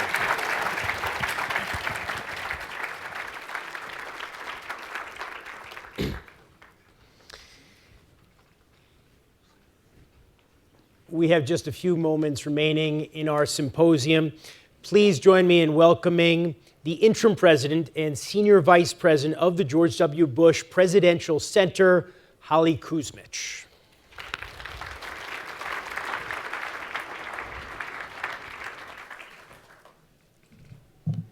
Well, thank you all for being here. Thank you, Jeremy, for emceeing our event today. This has been an important conversation to help us better understand all of our roles in supporting our veterans. We're grateful to the organizers of these games, to Ken Fisher and Fisher House, for asking us to be part of this. It's given us a great occasion to talk about this important topic, and obviously a great way to kick off the games today. We hope the representatives from other countries that are here today as well found this useful. In addition to the sponsors of the event today, I want to take a minute to recognize and thank our donors who support the Bush Institute's work on veteran transition. Bank of America, JCPenney, Kelly and David File, La Quinta Inn and Suites, Oryx Foundation, Zootech Partners, Energii, and Emergent Biosolutions. Without them, we couldn't do the work we do all year long. The Bush Institute in Dallas is an action-oriented, nonpartisan policy organization with the mission of developing leaders, fostering policy, and taking action to improve and save lives. But the work we do through our military service initiative is especially important to us. Over the next year, in addition to the Warrior Open Golf Tournament and Warrior 100 Bike Ride that you heard Mrs. Bush talk about earlier, we'll be focused on ensuring that service members with the invisible wounds of war receive high-quality care. And I want to thank the 3 fellows that we have at the Bush Institute who especially help us with our work. You met Dr. Jim Kelly and Terry Tennillian earlier today. Dr. Charlie Marmar is also here in attendance as one of our key fellows. I'd encourage you to use the tools and reference materials that we made available today on our website, bushcenter.org/invisiblewounds. You can access all of those materials. We also will be sending out materials after the summit for your use, and we also want your input. We have a survey on our website for ways that you can become involved in our work at the Bush Institute. We'll be reaching out to you to join this effort as we focus on ways we can raise awareness, reduce stigma, and improve the system of care for our veterans with invisible wounds. Please join us next outside for a networking reception if you are able. Thank you again for being part of this, and to our competitors, best of luck. Thank you.